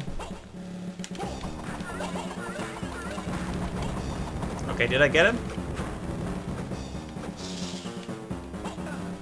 Oh no, he just turned into a demon, okay. Fair enough.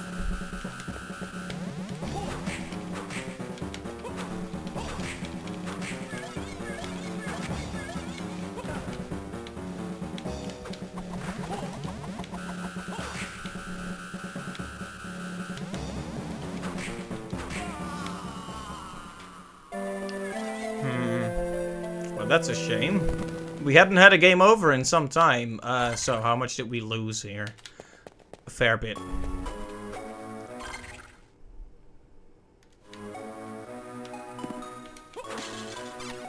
Yes, a lot of progress actually.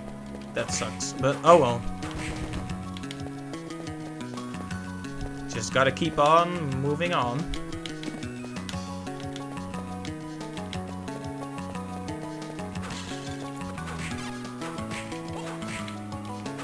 I don't even know what clinking man means.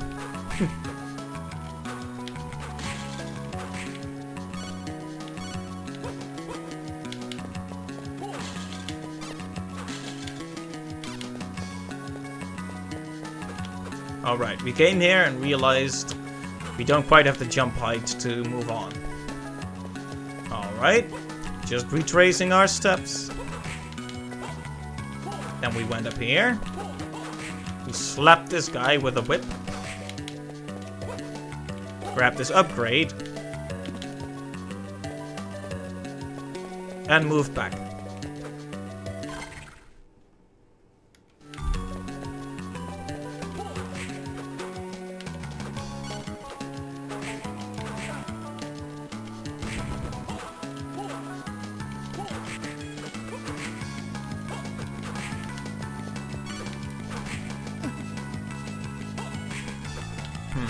Losing progress definitely makes me more and more paranoid. Makes me feel like I should always...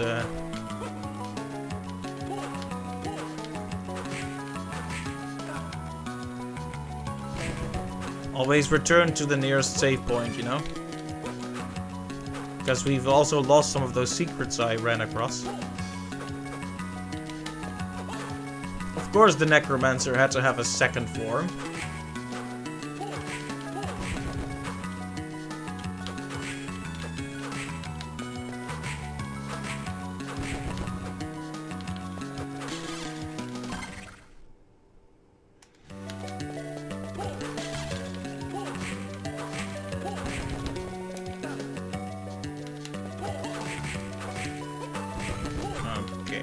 Let's see.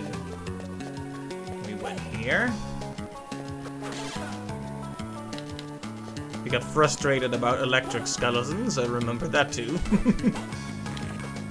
How could you forget? They're so shocking after all.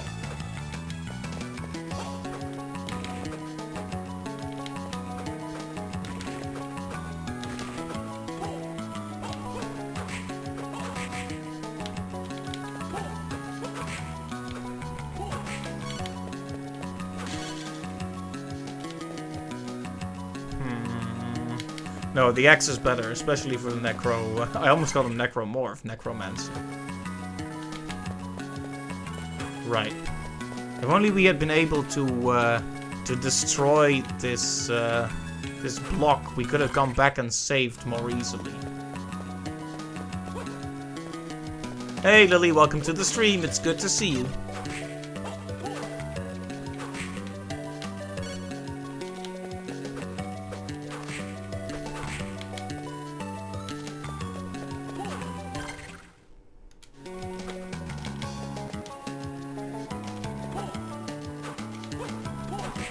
I dodged the lightning that time.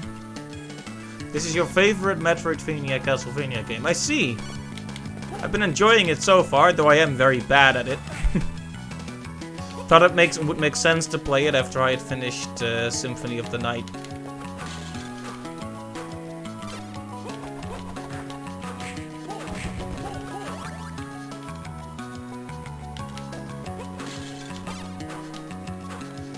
What?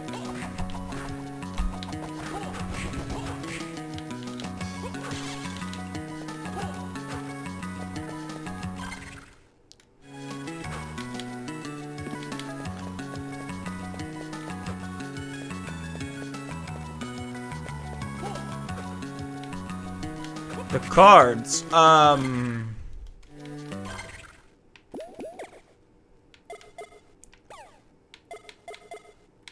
mean, there are a few.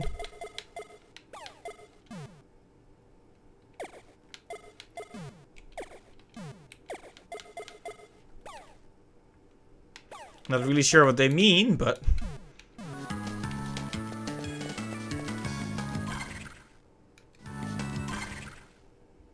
So I could move, I think in the room to the left is the Necromancer again, so I'm just gonna go back and save this time. Oh, you activate them with L? Huh.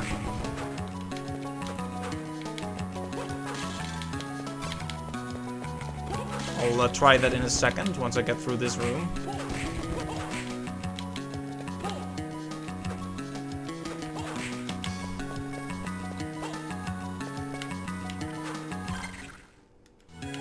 I feel like I discovered another secret that that hasn't been saved. She's going to backseat game like a lot about this one, just saying. Okay. That's fine. Advice is always appreciated. Just so long as future events and such aren't spoiled. But it's definitely useful to know about the cards, because the game hasn't really explained them. At least I don't think it has. But maybe I'm just dumb and I missed it. That's perfectly possible as well. Okay, wait, let me check the cards real quick. That's not the cards.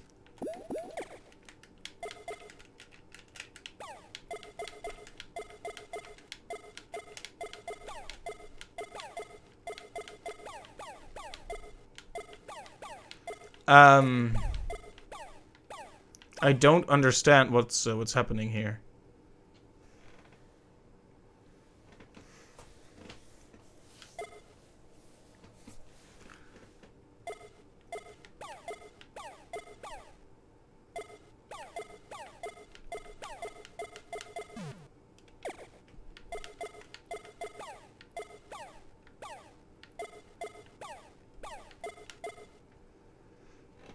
If I pick the two left ones that I own, Salamander and Mercury. Can I have them both? Kind of confused as to what's even happening here. Oh, okay, so they are selected now. Right? Or am I... Right, one on top, one on bottom, right. They're selected. Okay. So. Then you press. Okay. Ooh. That's cool. Thanks. I was wondering why the game was giving me so many MP upgrades while not letting me use spells. Silly me. Oh, can I actually not get back up there? That's worrying. And I'll also deactivate it if you want to preserve magic. Right. Okay. Useful information.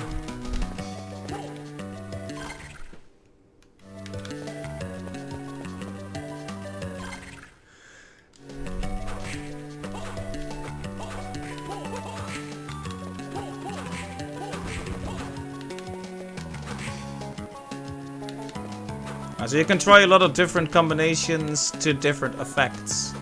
I see. That is very neat. The spells in Symphony really confused me. They basically just had you press lots of different keys in rapid succession. And I never really learned one off the top of my head. Sometimes it just smashed keys at random and activated the spell.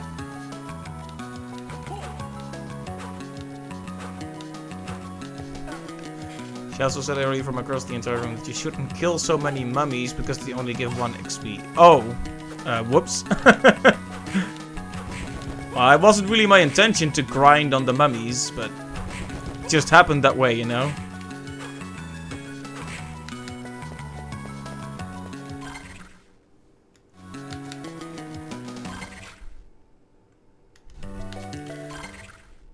Okay, need to be very cautious about my next move here. Because, I hope this is a save point. Thank goodness. Of course there would be a save point by the boss. I just hadn't found it because I'm a fool.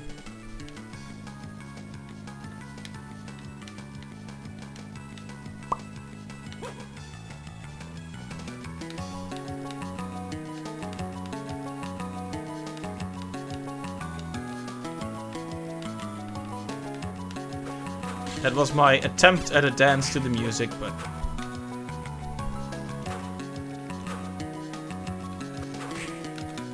Yeah, electric skeletons, huh?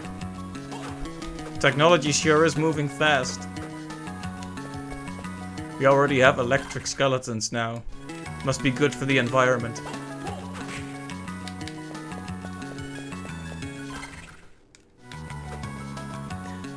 So I think to the top left of there is the Necromancer, if I recall correctly. So what's here?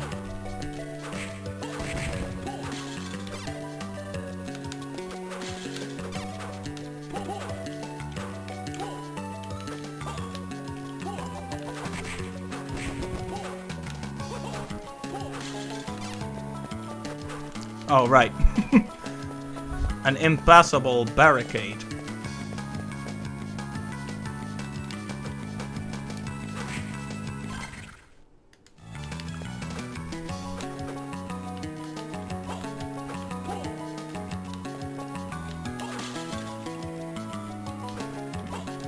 Considering the airborne nature of the Necromancer, I don't want to use holy water right here.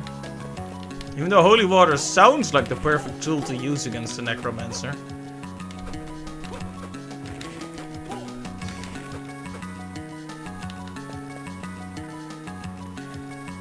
If you combine Mercury and Golem, you get a Stone Whip. Oh, I'm willing to give it a look.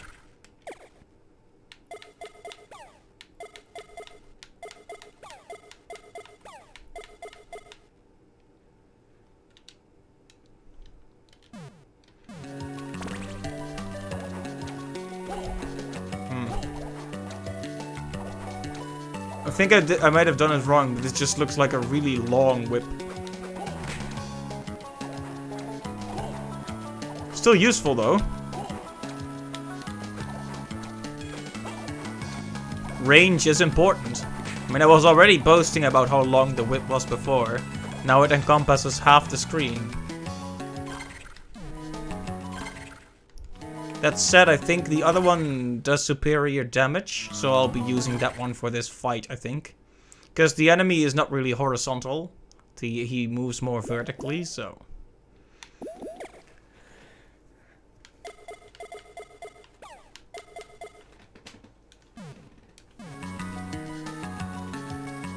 Yeah, I could have gone the whole game without knowing how that worked.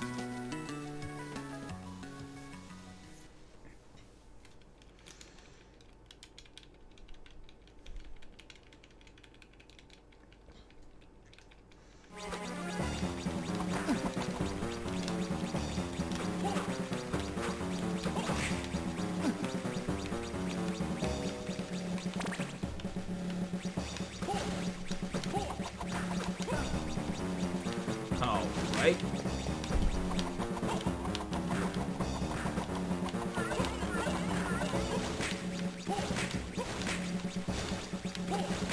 I'm trying to hit him, but he's more vertical. Also, he's attacking me with pink donuts. Truly a master of the dark arts.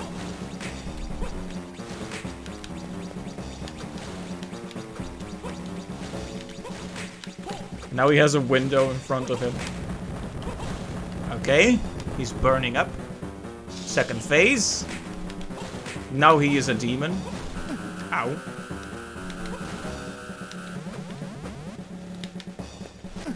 Perhaps he was a demon all along.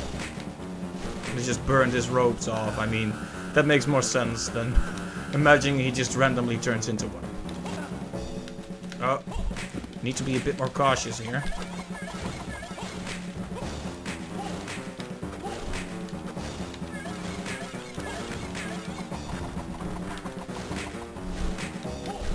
This phase is definitely easier to hit, even if it is more aggressive. Hey, you need to get out the way when he does that, he says, as he gets hit. Ow. A demon of pink donuts, yes. The most terrifying creature of all. Okay, there you go. Now we'll have to resurrect himself. I hope he still has a few pink donuts left. I know Master is still alive. Hold on, I'll be there. Though, where is Hugh? Okay, now we could move on, but I'm gonna go to the save point first. I can't wait to get killed by an electric skeleton on the way there.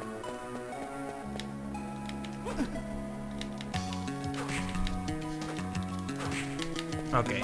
It didn't happen this time, but it could have happened. Wouldn't that have been a great moment?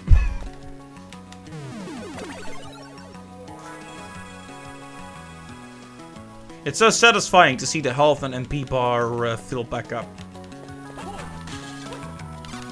Yeah, I had to change the number of hearts for a bit there.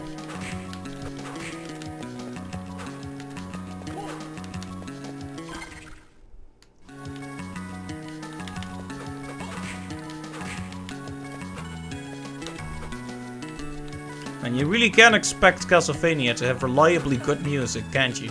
It's just great. I'm looking forward to the rest this game has in store. You know what? Let's switch it up with the holy water for now. Why not? Let's just assume some of the enemies actually stand still and have very large hitboxes, because that's what the holy water is great for. Oh. Could have just gone in here and okay. Tackle.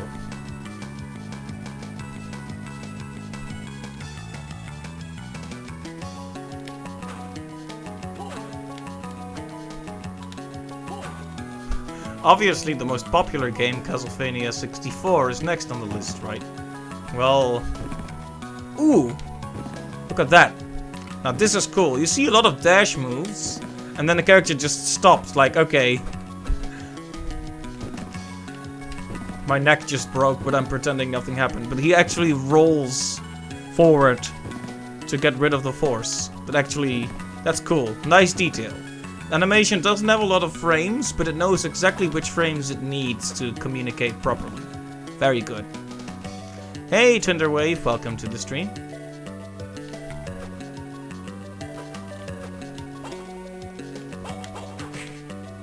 Ah, potion. Well, this opens up a lot of prior areas, doesn't it? Might as well save again. This is the wrong door.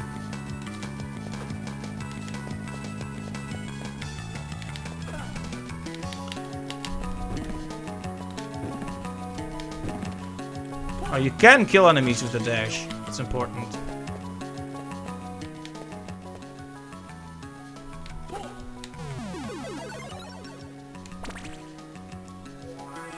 Yeah, it's clear they had to chill out in terms of the frames, because PlayStation allowed them to put many glorious frames into the movement of Alucard's beautiful locks and cape. They don't have that room here. But the silhouette is good, you know, the one arm clearly backwards, one arm clearly forwards. Cape moves with the walk as well. It's basically just what it needs, and no more and no less.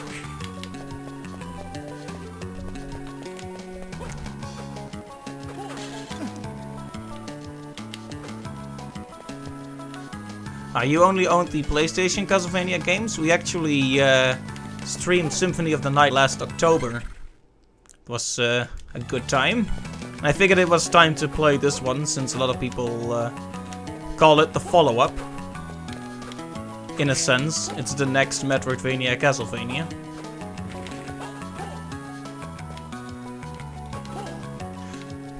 That's true, it makes sense they'd be very cautious about the space, considering the Game Boy Advance. Streamed it last year, yes indeed.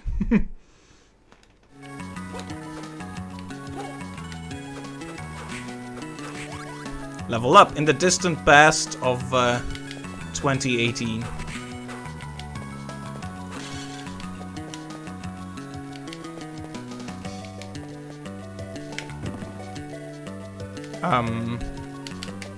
Okay, you need to stand closer. Look at the way he reels back. I just broke a giant rock with my shoulder. Give me a second here.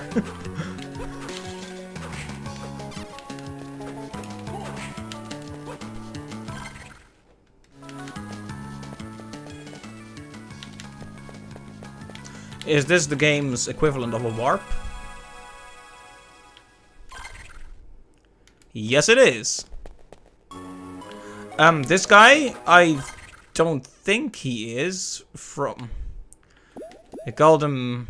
I don't think they called him Belmont. What did they call him, though? Oh, why am I still wearing the leather armor? What a crazy idea. Put on those wristbands.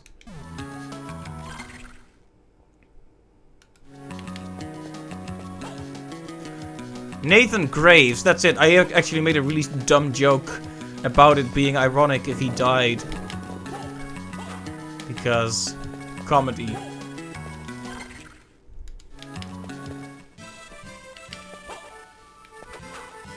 Ah, right. This door is locked by a specific...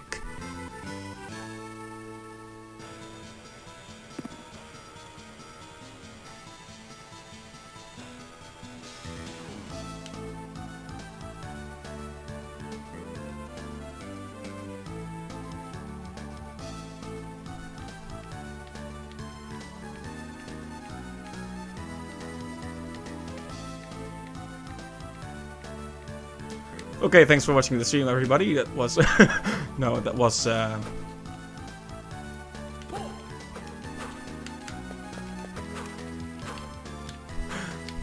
was something. There's a secret there that you'll probably never find otherwise. You mean here? Like in this room? And, yeah, Thunderwave, exactly. It's another Metroidvania. Where you keep gaining abilities and... that allows you to explore more of the place, but it's all interconnected. The character keeps getting stronger.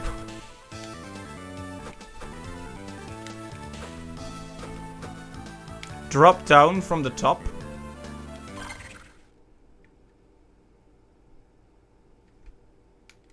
And then... hold left or right, I guess? I'm guessing I've already missed it when if I'm here, then. I missed my chance. Oh dear.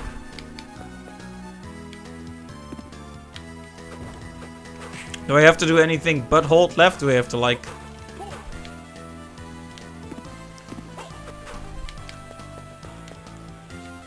I'm guessing it might be easier if we have a power-up that allows us to float or jump more.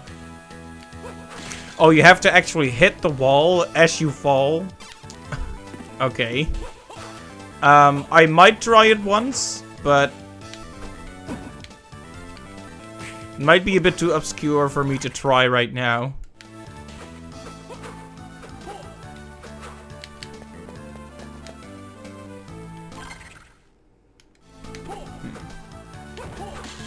There's actually a path to the left here.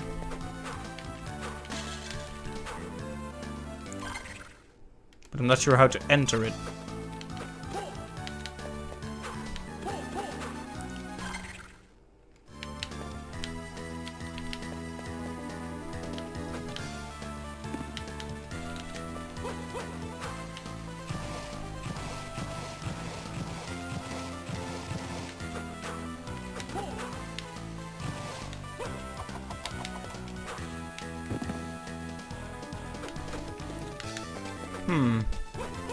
Well, let's ignore this for now then.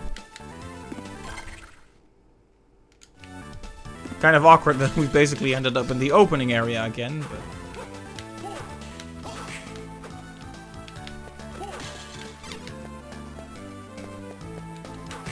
haha! Skeleton throwing bombs.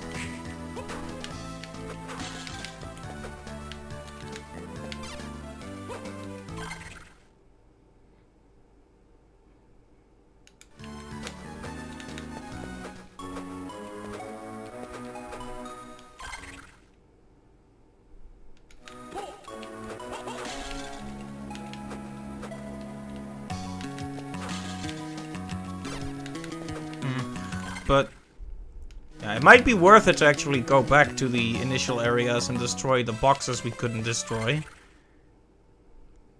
So let's do that. Might as well that I'm here.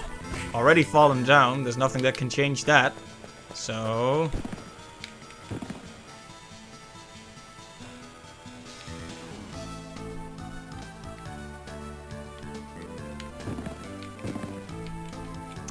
okay. So you can only do that to the broken boxes. Very clear.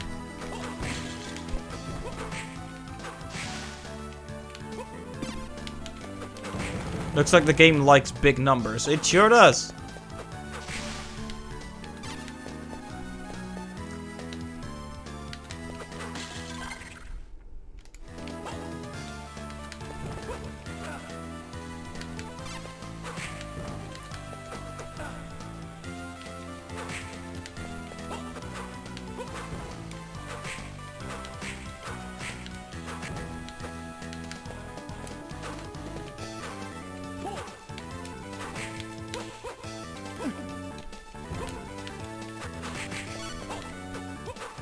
Alright, we already grabbed what was here, so... that was a little bit pointless, but... Alright, the brains. Reminds me a bit of Metroid. Magic spells... you have your sub-weapon, like in traditional Castlevania fashion, and... you have these cards that you can combine to get special effects, like... Fiery Whip. Oh. Have I just discovered something useful? Indeed. You can just slide over those poison worms. Awesome. I'm glad I know that now. That's gonna make backtracking through those little bugs a lot less tedious. Magic Gauntlet. Let's stick with the axe for now.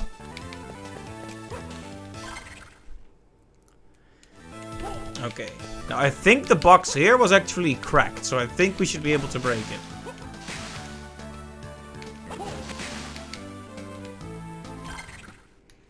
Almost went through the wrong door, but then I figured it out.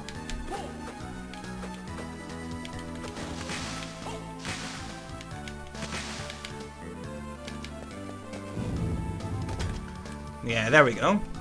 At least our return here wasn't a completely worthless endeavor. I think this is just a shortcut, probably, but even so. You can't underestimate the value of shortcuts in a Metroidvania. Oh, look, it's the...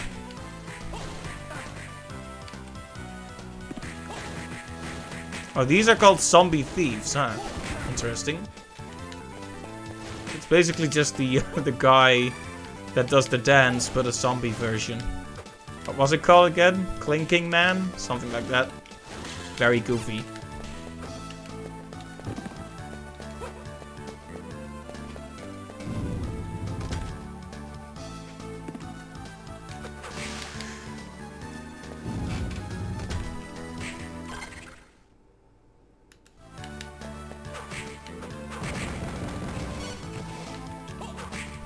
I don't know why I didn't even try that. It's like I was frustrated at the fact that you can't hit the enemies, because this was the game's way of teaching me that the slide is an attack as well. It's always important to try to read what the game designer is telling you. That's true, I can also hold the attack button. That was how I was doing it initially, but it annoyed me that I had to stop and wait for it. So the slide is a bit quicker in that regard. Yeah, I initially thought that was the only way.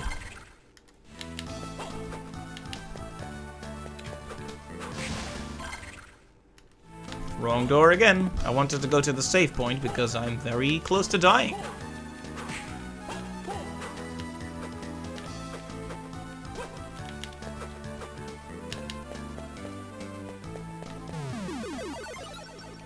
Seeing that bar fill up, so satisfying, and this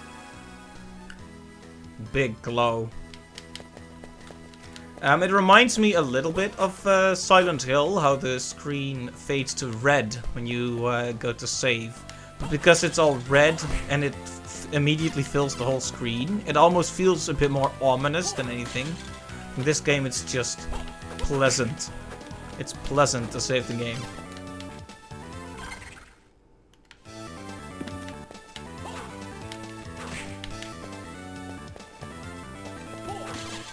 Oh, it's one of these guys.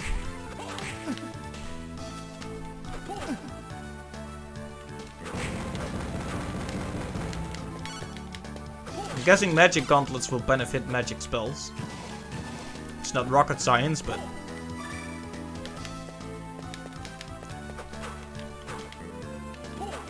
I should continue my habit of aggressive wall slapping. Apologies to walls everywhere.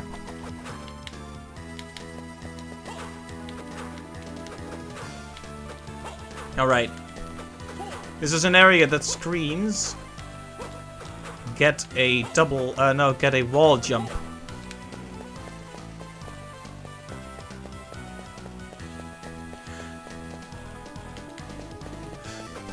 Ah, right, it improves the card spells. Cool.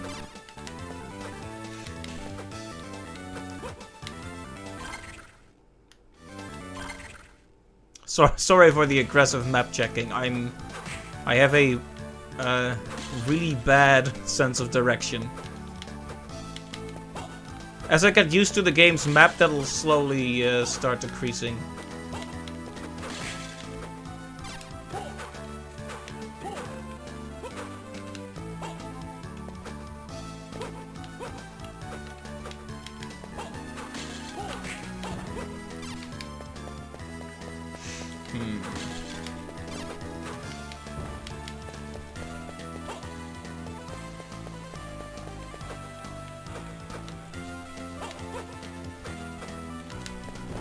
Did I go up here? I don't think I did.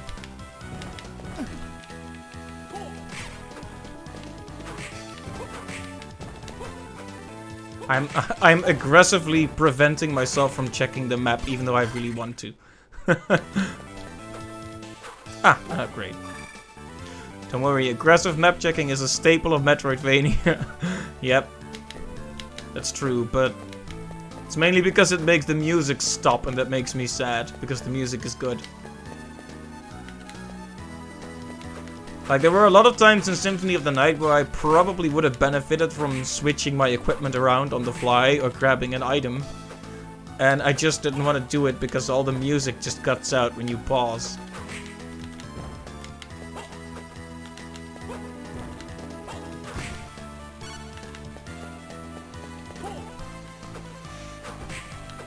Pickup sound still sounds a bit like a phone sound.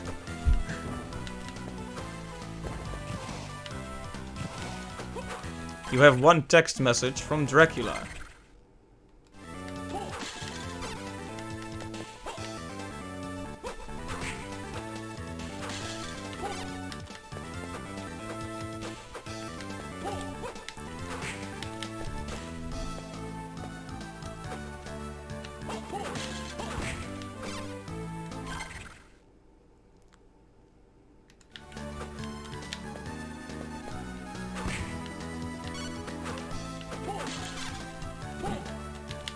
When I hear that noise, it actually reminds me more of the sound it makes when Solid Snake gets called.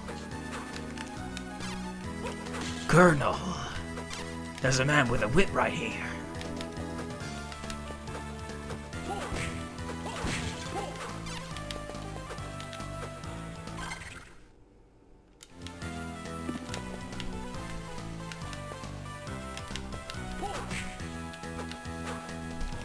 This seems like the perfect place to hide chicken in the wall, but...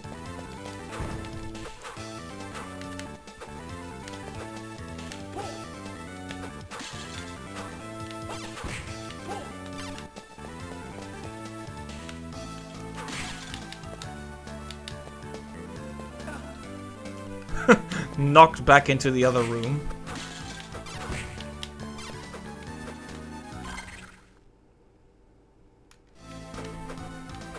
Clear, I took a wrong turn somewhere.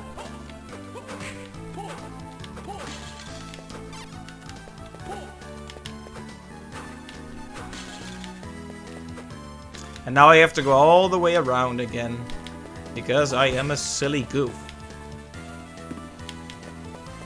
It's probably better to actually just check the map constantly instead of trying to rely on glances to force myself to remember it.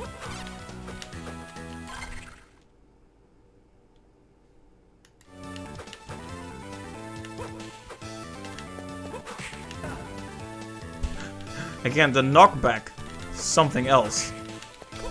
I say he stubs his toe and flies back like 5 meters. Oh, I see where I went wrong.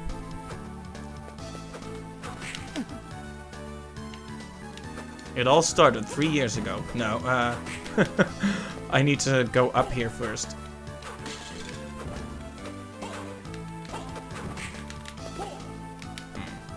I already have max hearts, but it's still tempting to grab them. My instincts fighting my rational knowledge that I can't carry any more hearts. flaming skulls.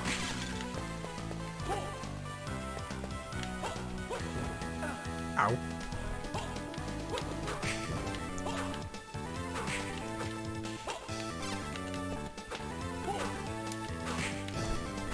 Mudmen. Every time I see a large wall, I just want to destroy it.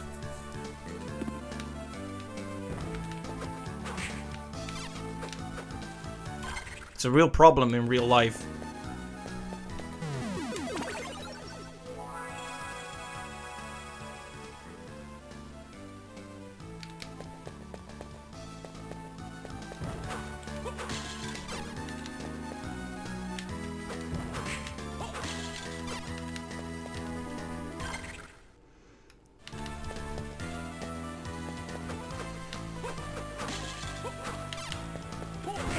Just out of curiosity, Lily, is the secret, the secret in the wall at the drop really worth it for now?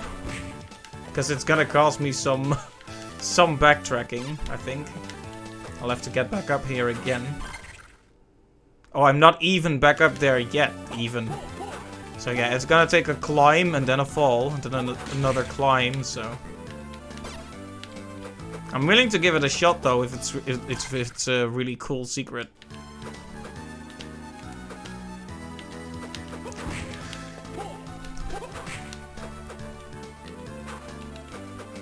When I played Symphony of the Night, there was a guy who knew that game inside and out.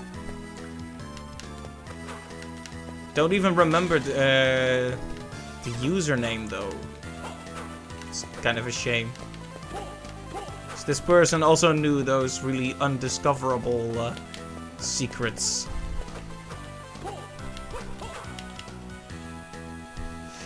Like, okay, stand in this specific spot. Oh, she had the audio muted? So, no, that's alright, that's alright. Now, I was just asking if the secret is worth the drop for now, or if I should try it later when I have better mobility. Because if it's a really cool secret, I'm willing to try it, but if it's pretty non-essential right now, I might wait it out a bit.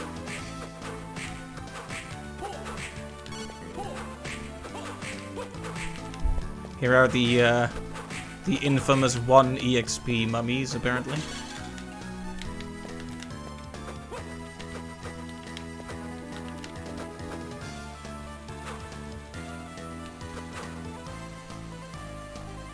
May as well do it later. The secret is really cool, but the thing there isn't really doable for me right now anyway. Oh, I see.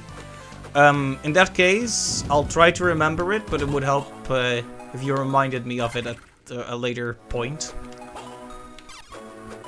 But thanks for letting me know. It's always fun to know about all the little secrets. The miserable little pile of secrets! That's not a good Dracula imitation, I'm sorry. What is a man? A miserable little pile of secrets. But enough talk.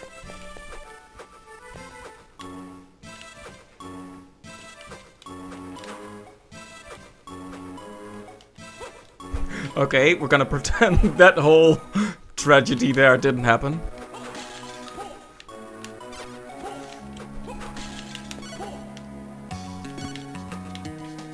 I was far too fixated on my very low quality imitation there.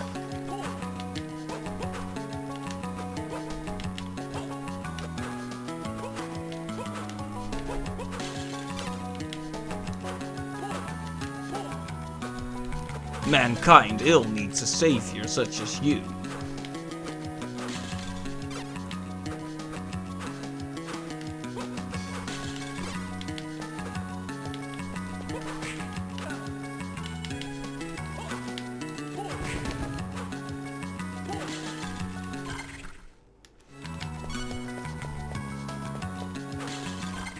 Did I just not explore this?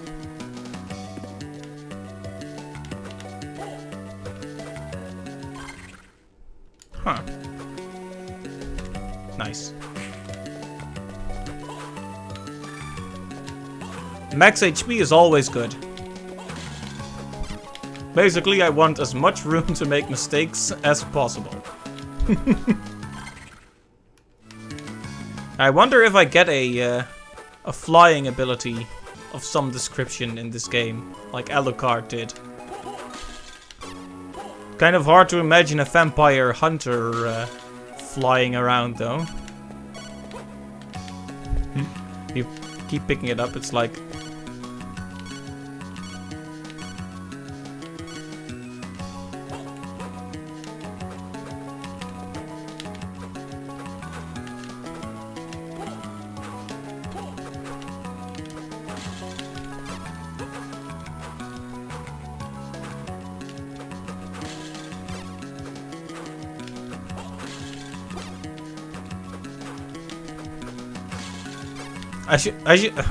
I'm just mindlessly collecting hearts again.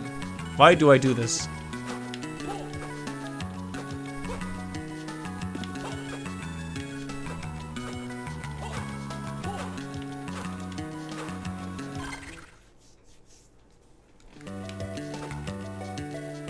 Oh.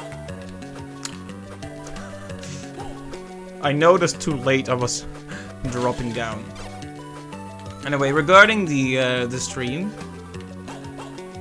there probably won't be one tomorrow. It's a new year, but the plan is still mostly the same. Tuesday is always stream day. Thursday is almost never stream day due to a bit of a scheduling conflict, if that would happen. Now, other days are maybe, but I try to keep it to at least 2 per... 2 per week. So we can't just bash down this Iron Maiden.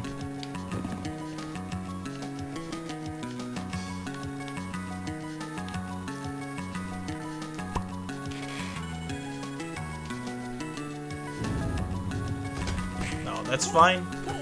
We'll just keep moving up then.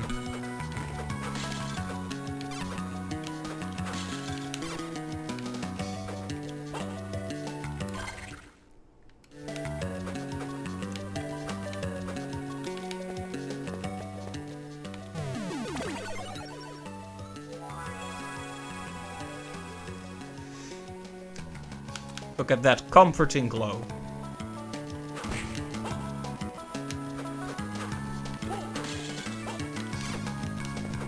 Bonehead. I mean, I think it's justifiable to have some goofy names in Castlevania because, while it does have horror themes, it's not really a horror game. It's more action-y, really. Reminds me of Darkest Dungeon. Now that's a game with a pretty ominous atmosphere, but then there's like, and then there's this really horrific enemy that collects the heads of fallen adventurers. But then all the attacks have really goofy names like Headstrong and Headhunter and all that. It's like, okay, we get it. They're severed heads. Good job, Red Hook. Good job, thanks. Well, hey.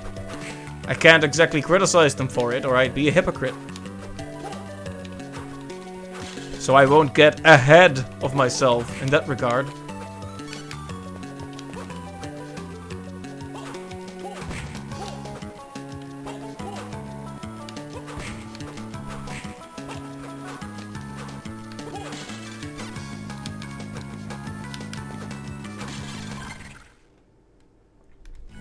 Alright, there's still plenty left to explore here. Let's see. Was there another Iron Maiden here? There was, wasn't there?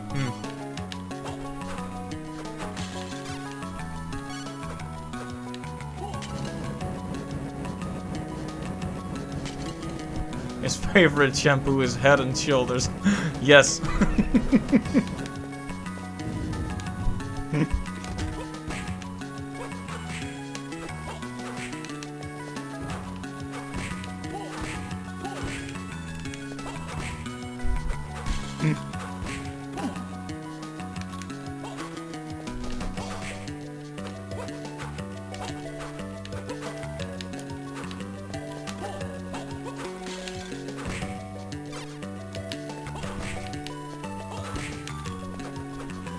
Oh man, trading puns with the chat. This makes me nostalgic, if you want to call it that, for the Banjo-Tooie days. You know, but with the Chinchu and all that. Those sure were the days.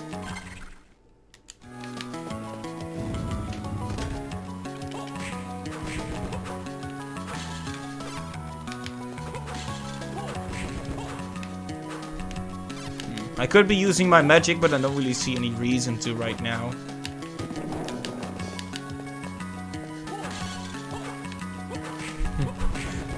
Jinjo was the best. It was.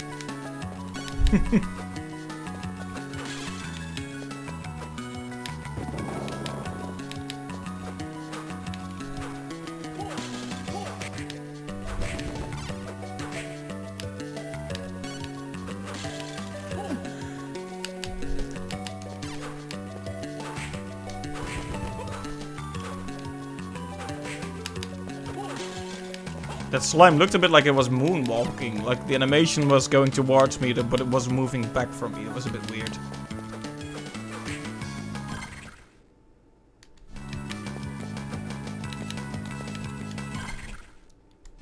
So here's a random fact about the Dutch language, because I always find excuses to talk about my own language. But, slime... You can turn slime into a verb in Dutch, slijmen, which is to suck up. When you're just trying to get someone's good graces by paying them insincere compliments.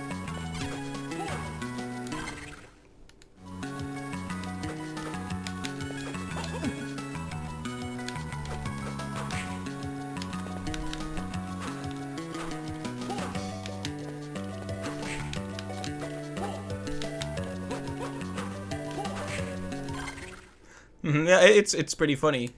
There are a lot of Dutch words I like in general, but maybe I'm overcompensating because a lot of Dutch people don't really care that much about or for their language.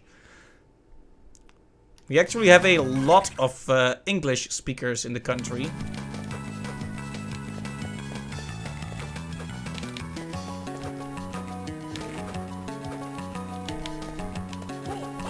Yeah, there have always been a lot of words that I thought were funny or cute.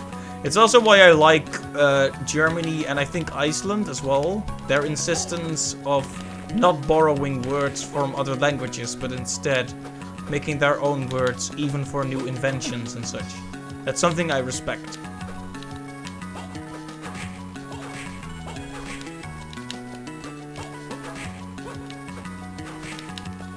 Unfortunately, we are a very travel-oriented country, and well, I'm not sure if you can call it tourism, but we are basically the center of Europe, what with the Schiphol airport and the Rotterdam harbor.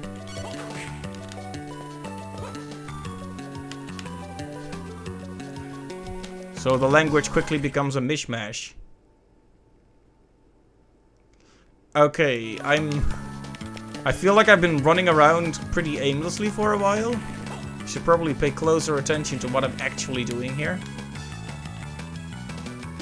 Respawn, please. Yes, please. Okay, I guess not.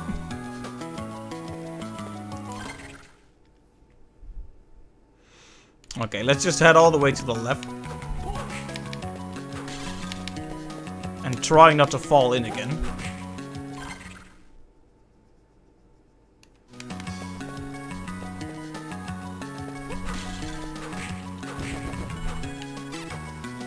Yeah, I think I mentioned, I mean, I repeat myself pretty often, but there was this blog by a British lady who married a Dutch man, and she had a list of words that she thought were cute in Dutch, which I liked.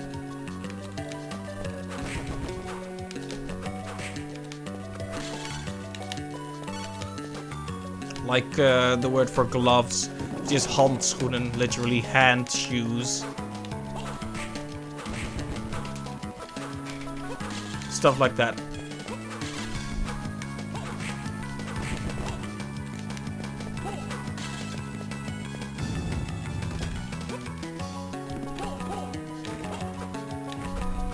and a cog, like in a machine, we call a tont wheel or tooth wheel. So a wheel with teeth, basically. Which is... I mean, when you look at the object, that's a pretty appropriate name.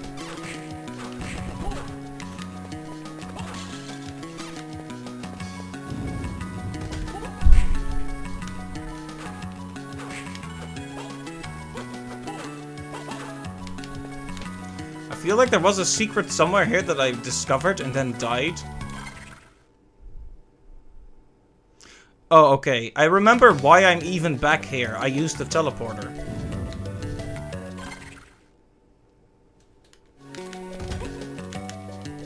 Yeah, the clinking, man.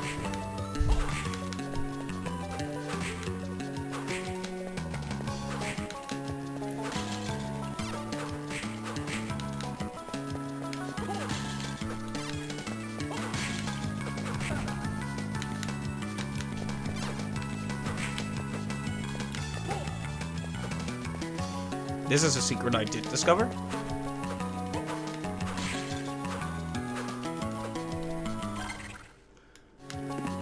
Of course, one of the more awkward words for the British lady was one of the forms for can. So, I can, you can, in Dutch would be ik kan, jij kunt. You can probably see why to an English speaker that would make a certain impression.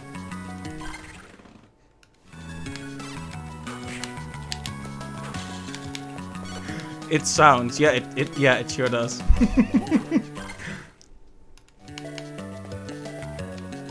Right, we still can't do anything about this box.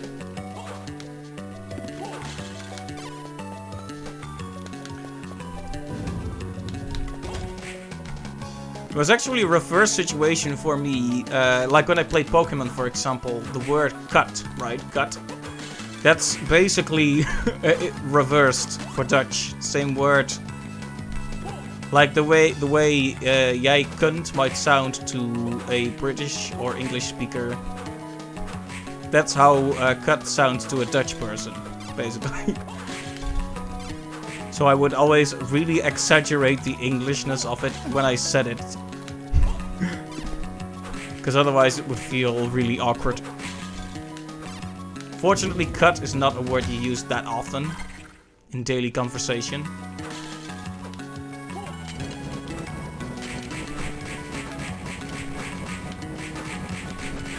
Yes, walk through the flames. Prove your devotion.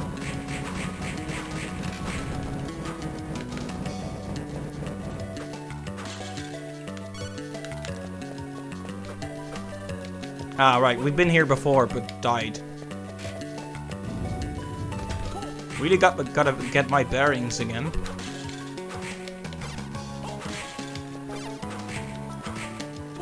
Let's see.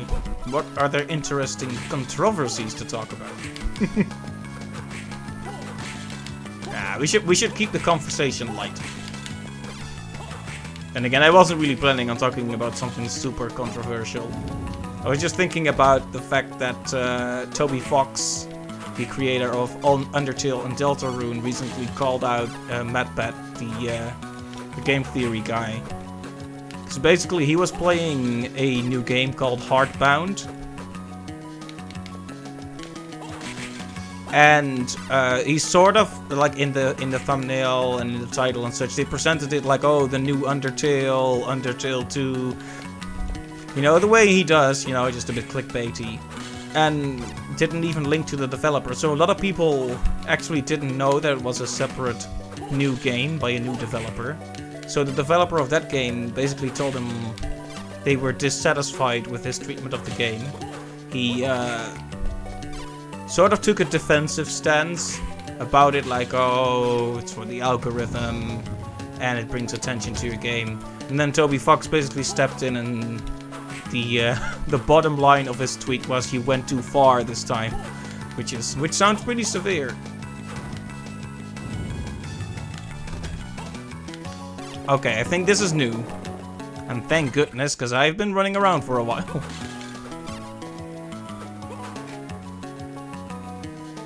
The English language goes around the back alleys of other languages and beats them up for loose vocabulary. True. A lot of English words. Internet drama. Yeah, it's not. It's basically a nothing situation.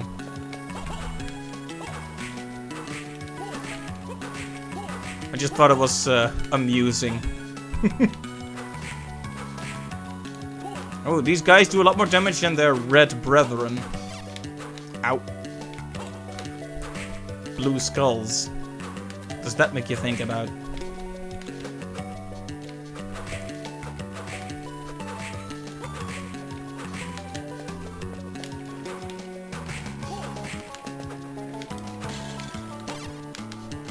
But yeah, a lot of words in English are borrowed.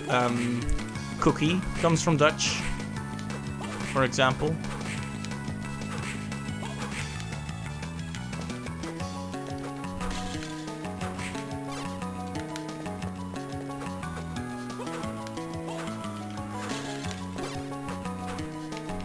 That's one that word actually has an interesting history when you think about it. So English people make the word cake, we steal it and make it into koekje, and then English people steal it back and make it into cookie. What an etymology, right?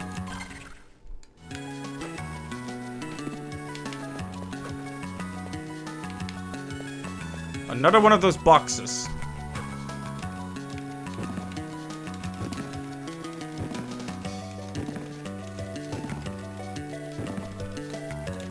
Well, we need the power to push objects before we can do anything with that.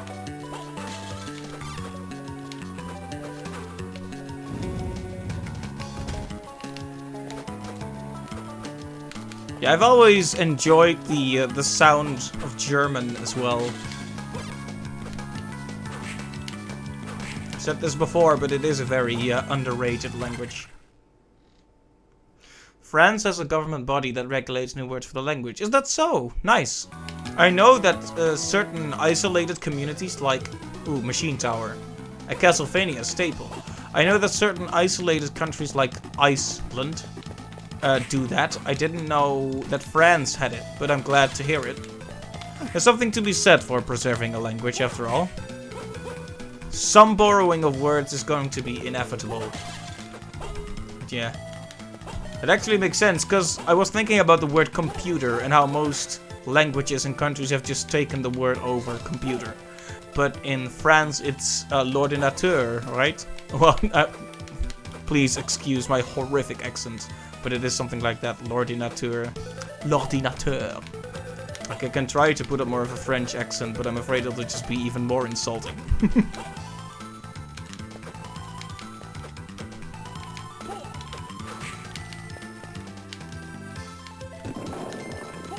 Well, the Medusa heads are here.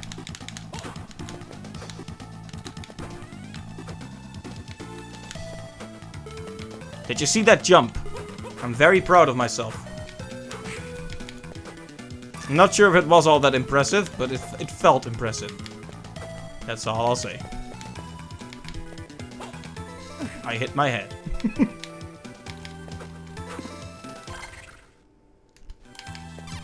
Save point, please. Thank goodness. Always exactly where you want it in a logical place. Just like Symphony of the Night, I am already seeing clear signs of expert level design. Just hope they didn't then proceed to flip the whole thing upside down and call it a second castle.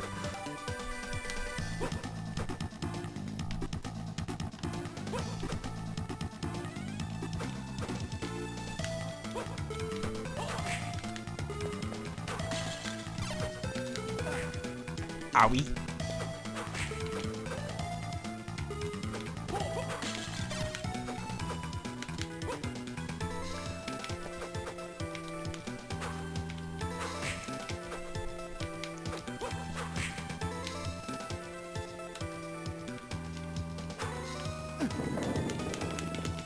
Areas like to find stairs, 3 out of 10, would not visit again.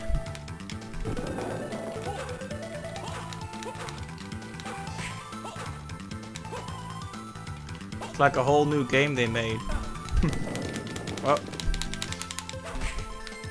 Can these Medusas stop, please? Oh, I already went here.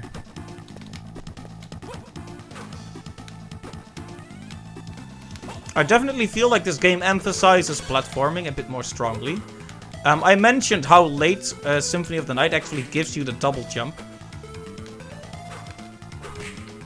That's because purely in terms of mobility, you can get most of where you need to be. And most of the blockades are... Well, calling it arbitrary sounds unfair to the game. But stuff like, oh yeah, you need a blue gem to pass through the blue doors. Stuff like that. Oh, you're a fire spirit of some kind? Heat shade. You could say she's really hot.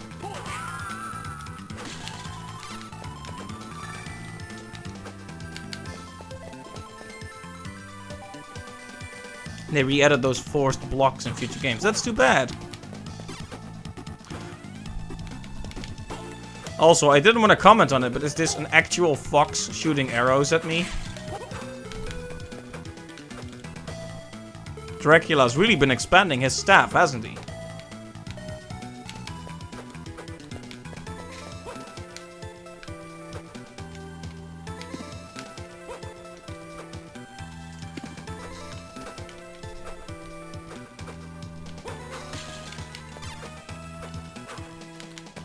I was actually planning to play the second and third Castlevania games for the GBA as well.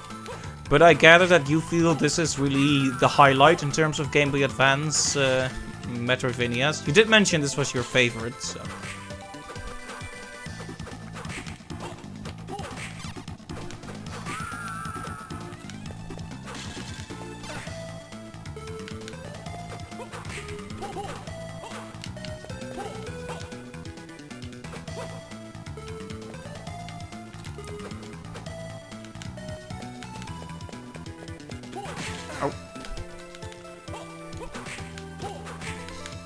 If I allow myself, I always get a little careless. It's like, oh, I have a lot of health now.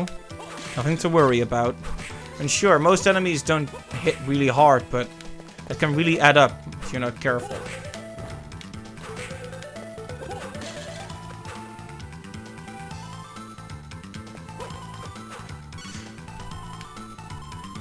No, we're sticking with the axe. And we again need a wall jump or something similar.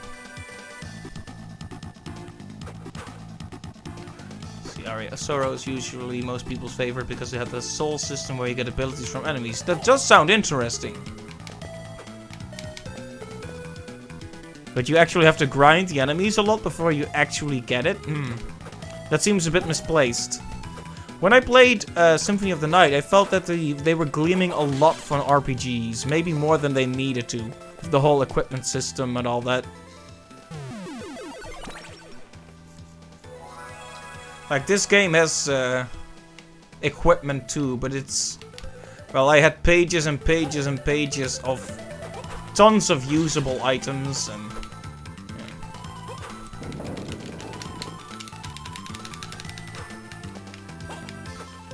Harmony of Dissonance has... I called it Harmony of Despair earlier. I'm so bad with names. Harmony of Dissonance has great level design and graphics, but awful music. Oh dear. A Castlevania game with awful music? That sounds like a real blasphemy. How could they manage that? I mean, this series is famous for good music. Did they just grab a random other composer? Like, how could that happen? I mean, I can't pretend I know exactly who's who in terms of Castlevania music, but there's like... there's a lady who did the music for Symphony of the Night, and she's one of the more famous composers for that reason.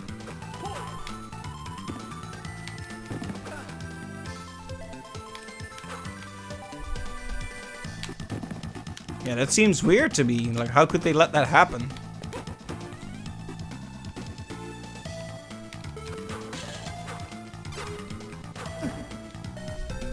There's a few really good tracks hidden in there, but apparently they used the CPU for more fancy graphics, and at the end we're like, oh crap, there's no CPU cycles left for music. Oh. That's a bit awkward. So basically the soundtrack had all the opportunity to be good, but they butchered it because they ran out of processing power. That's pretty tragic. Makes you grateful the developers were smart about using limited frames, only the frames they need here, so they could fit everything they wanted.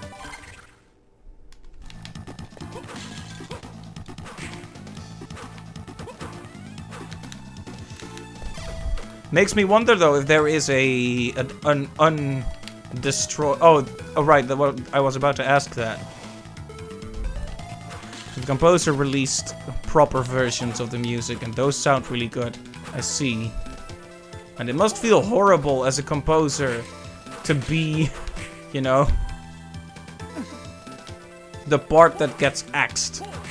You know, I'm sure the composer worked super hard on... Well, I am not paying proper attention, but I'm sure the composer worked really hard on making the music as good as it could be. And then power limitations basically destroyed it all. That's really tragic.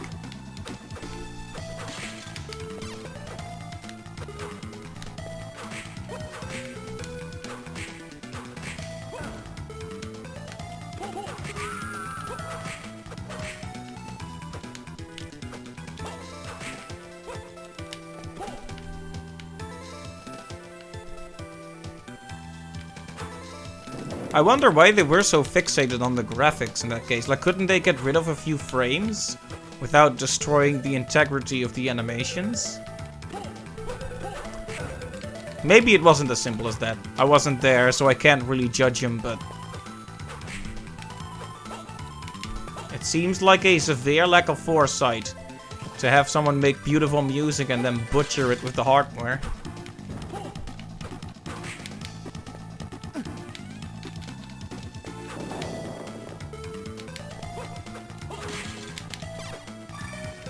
Aha!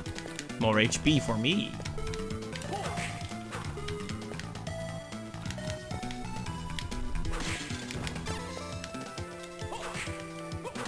We've seen thunder skeletons and now there's a thunder demon. And it hurts a lot.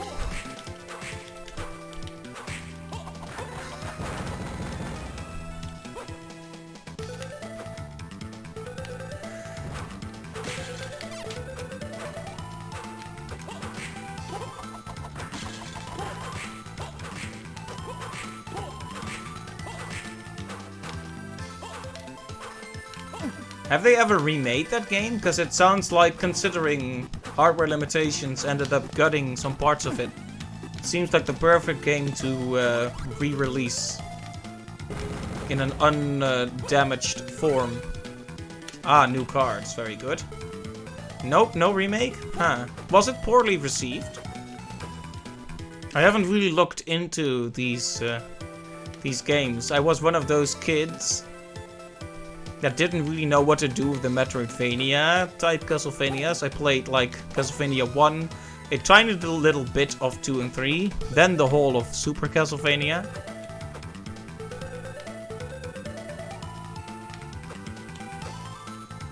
And then kinda stopped. And only picked it back up again with Symphony of the Night earlier in late last year. Oh dear, so the reception was negative too, and the music was partially to blame. I hope the composer didn't personally catch any flack for that, since it wasn't really their fault.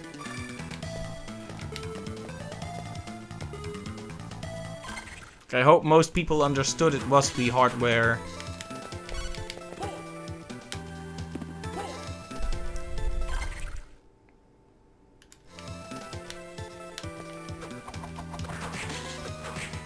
Well, I'm consistently getting upgrades, but not really making story progress. We haven't had a cutscene since Pink Donut Necromancer had a chat with us.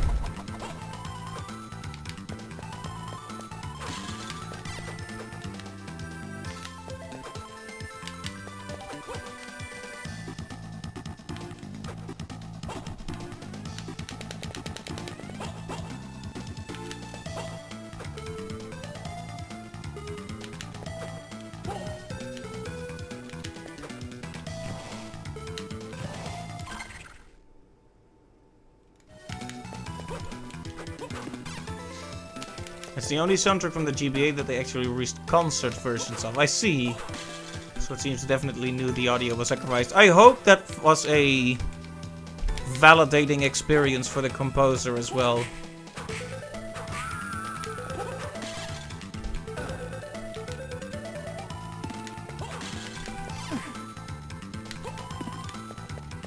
So I'm assuming most people realized at that point how great the music actually was when not filtered through garbage.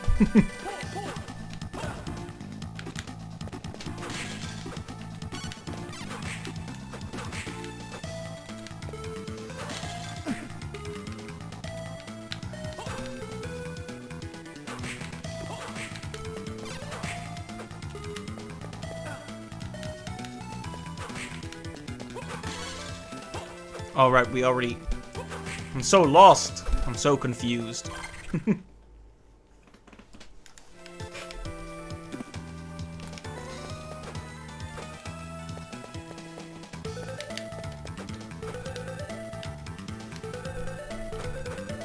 Considering the Necromancer claimed that he was... that Dracula and the gang were controlling his master.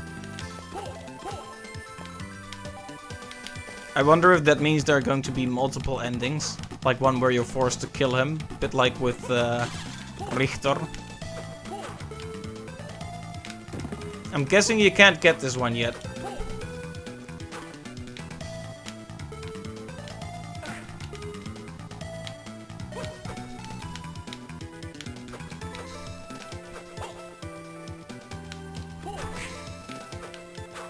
Have to go around, right?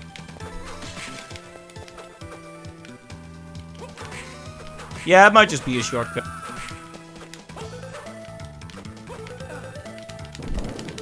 I'm actually streaming a lot longer than I expected because I'm having fun. Yesterday... yeah, I was trying to sequence break there.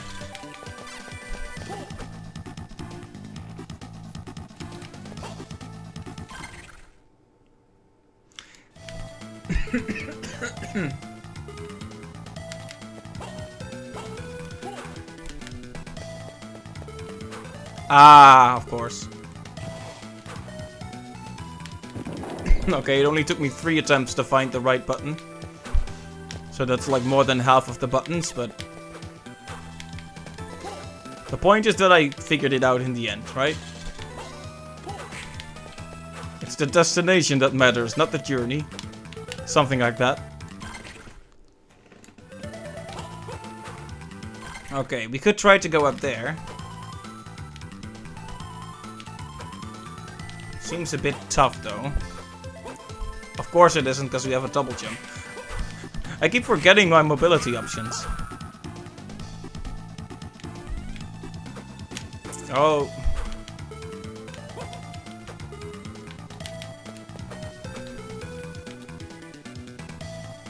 Do monsters have rare item drops? It seems that way. I have picked up a few equips that seem more valuable than others, as well as cards for magic. Oh, what am I doing? Why am I falling down? I need to be patient and pay attention. Most importantly of all, I need to trust in the heart of the cards. Okay. An actual new area. Wow. Could it be an area of sorrow? Sorry.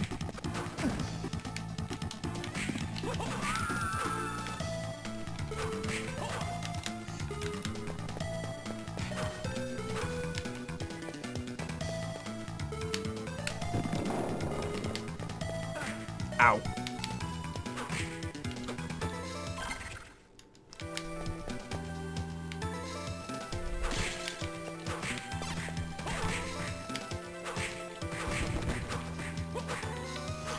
Some guards only drop from one monster, which is a bit annoying. I see.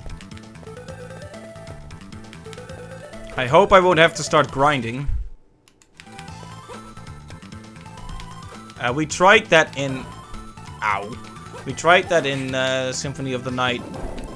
Like, one of the best equips in the game was supposedly something you could grind for, but I gave up on that because I don't have much patience, even at the best of times.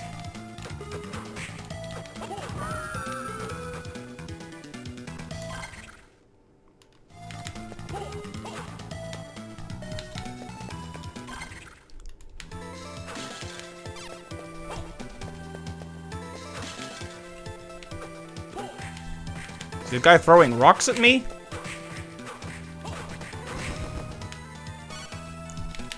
Heart ring.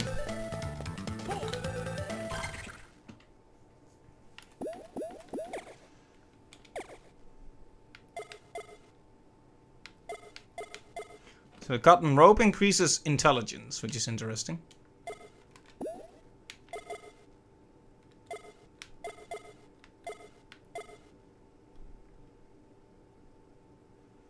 Alright.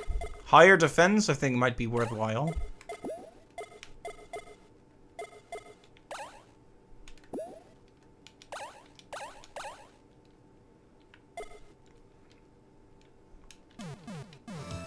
Okay. I messed around a bit too much after the save point for me to want to have to redo anything, you see. Okay, the rocks don't do as much damage as I thought.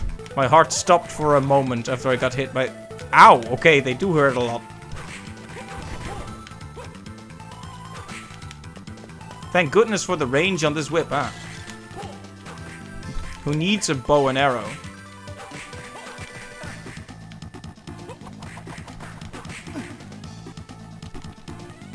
Okay, this needs to stop right now.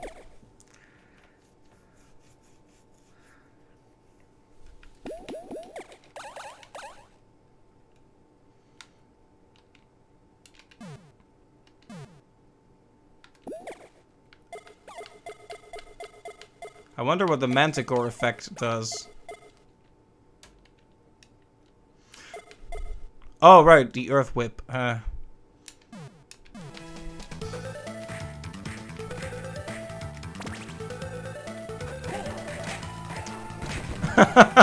Yeah, that's pretty awesome. Yeah, I did get a new one. Ow. Who would win, arrow or whip?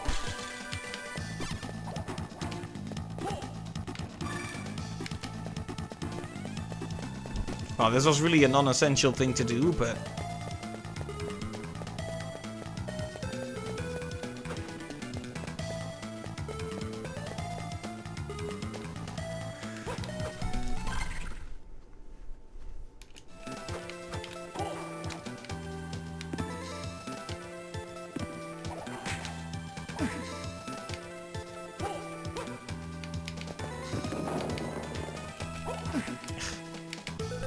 My whip might have range, but he's still faster.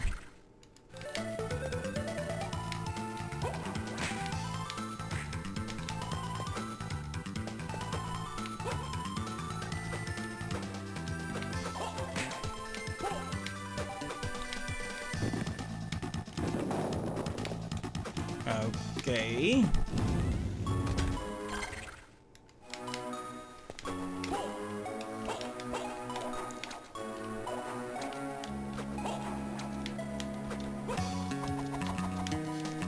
Apparently I can just barely not make that, so... A shame, but... Who's leaving all these stone blocks around? I've been wondering the same thing.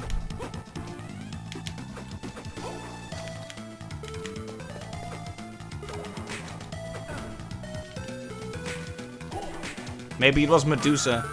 She's all about getting stoned.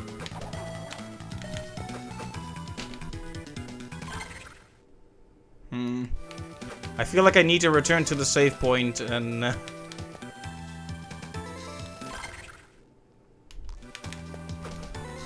make sure I don't die.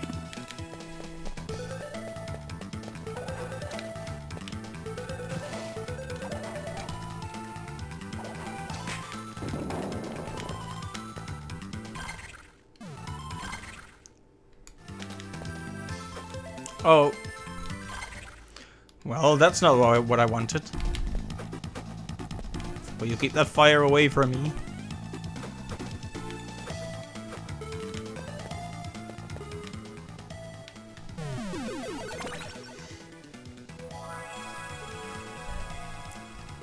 Right, so this is a ton of fun, but it's already 11 PM, so it sucks, but I need to, yeah, safety. Let's all take a deep breath.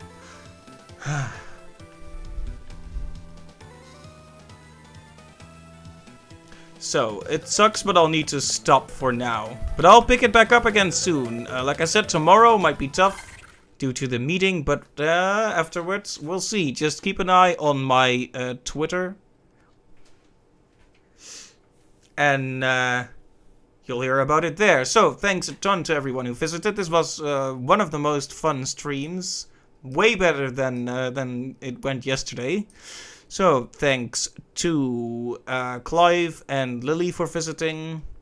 And thanks, of course, to Tinderwave as well. It was nice to see you. It was fun to talk with you guys, and I hope to see you next time as well. So, until then, I hope you have a great day or night, and see you next time. Bye-bye!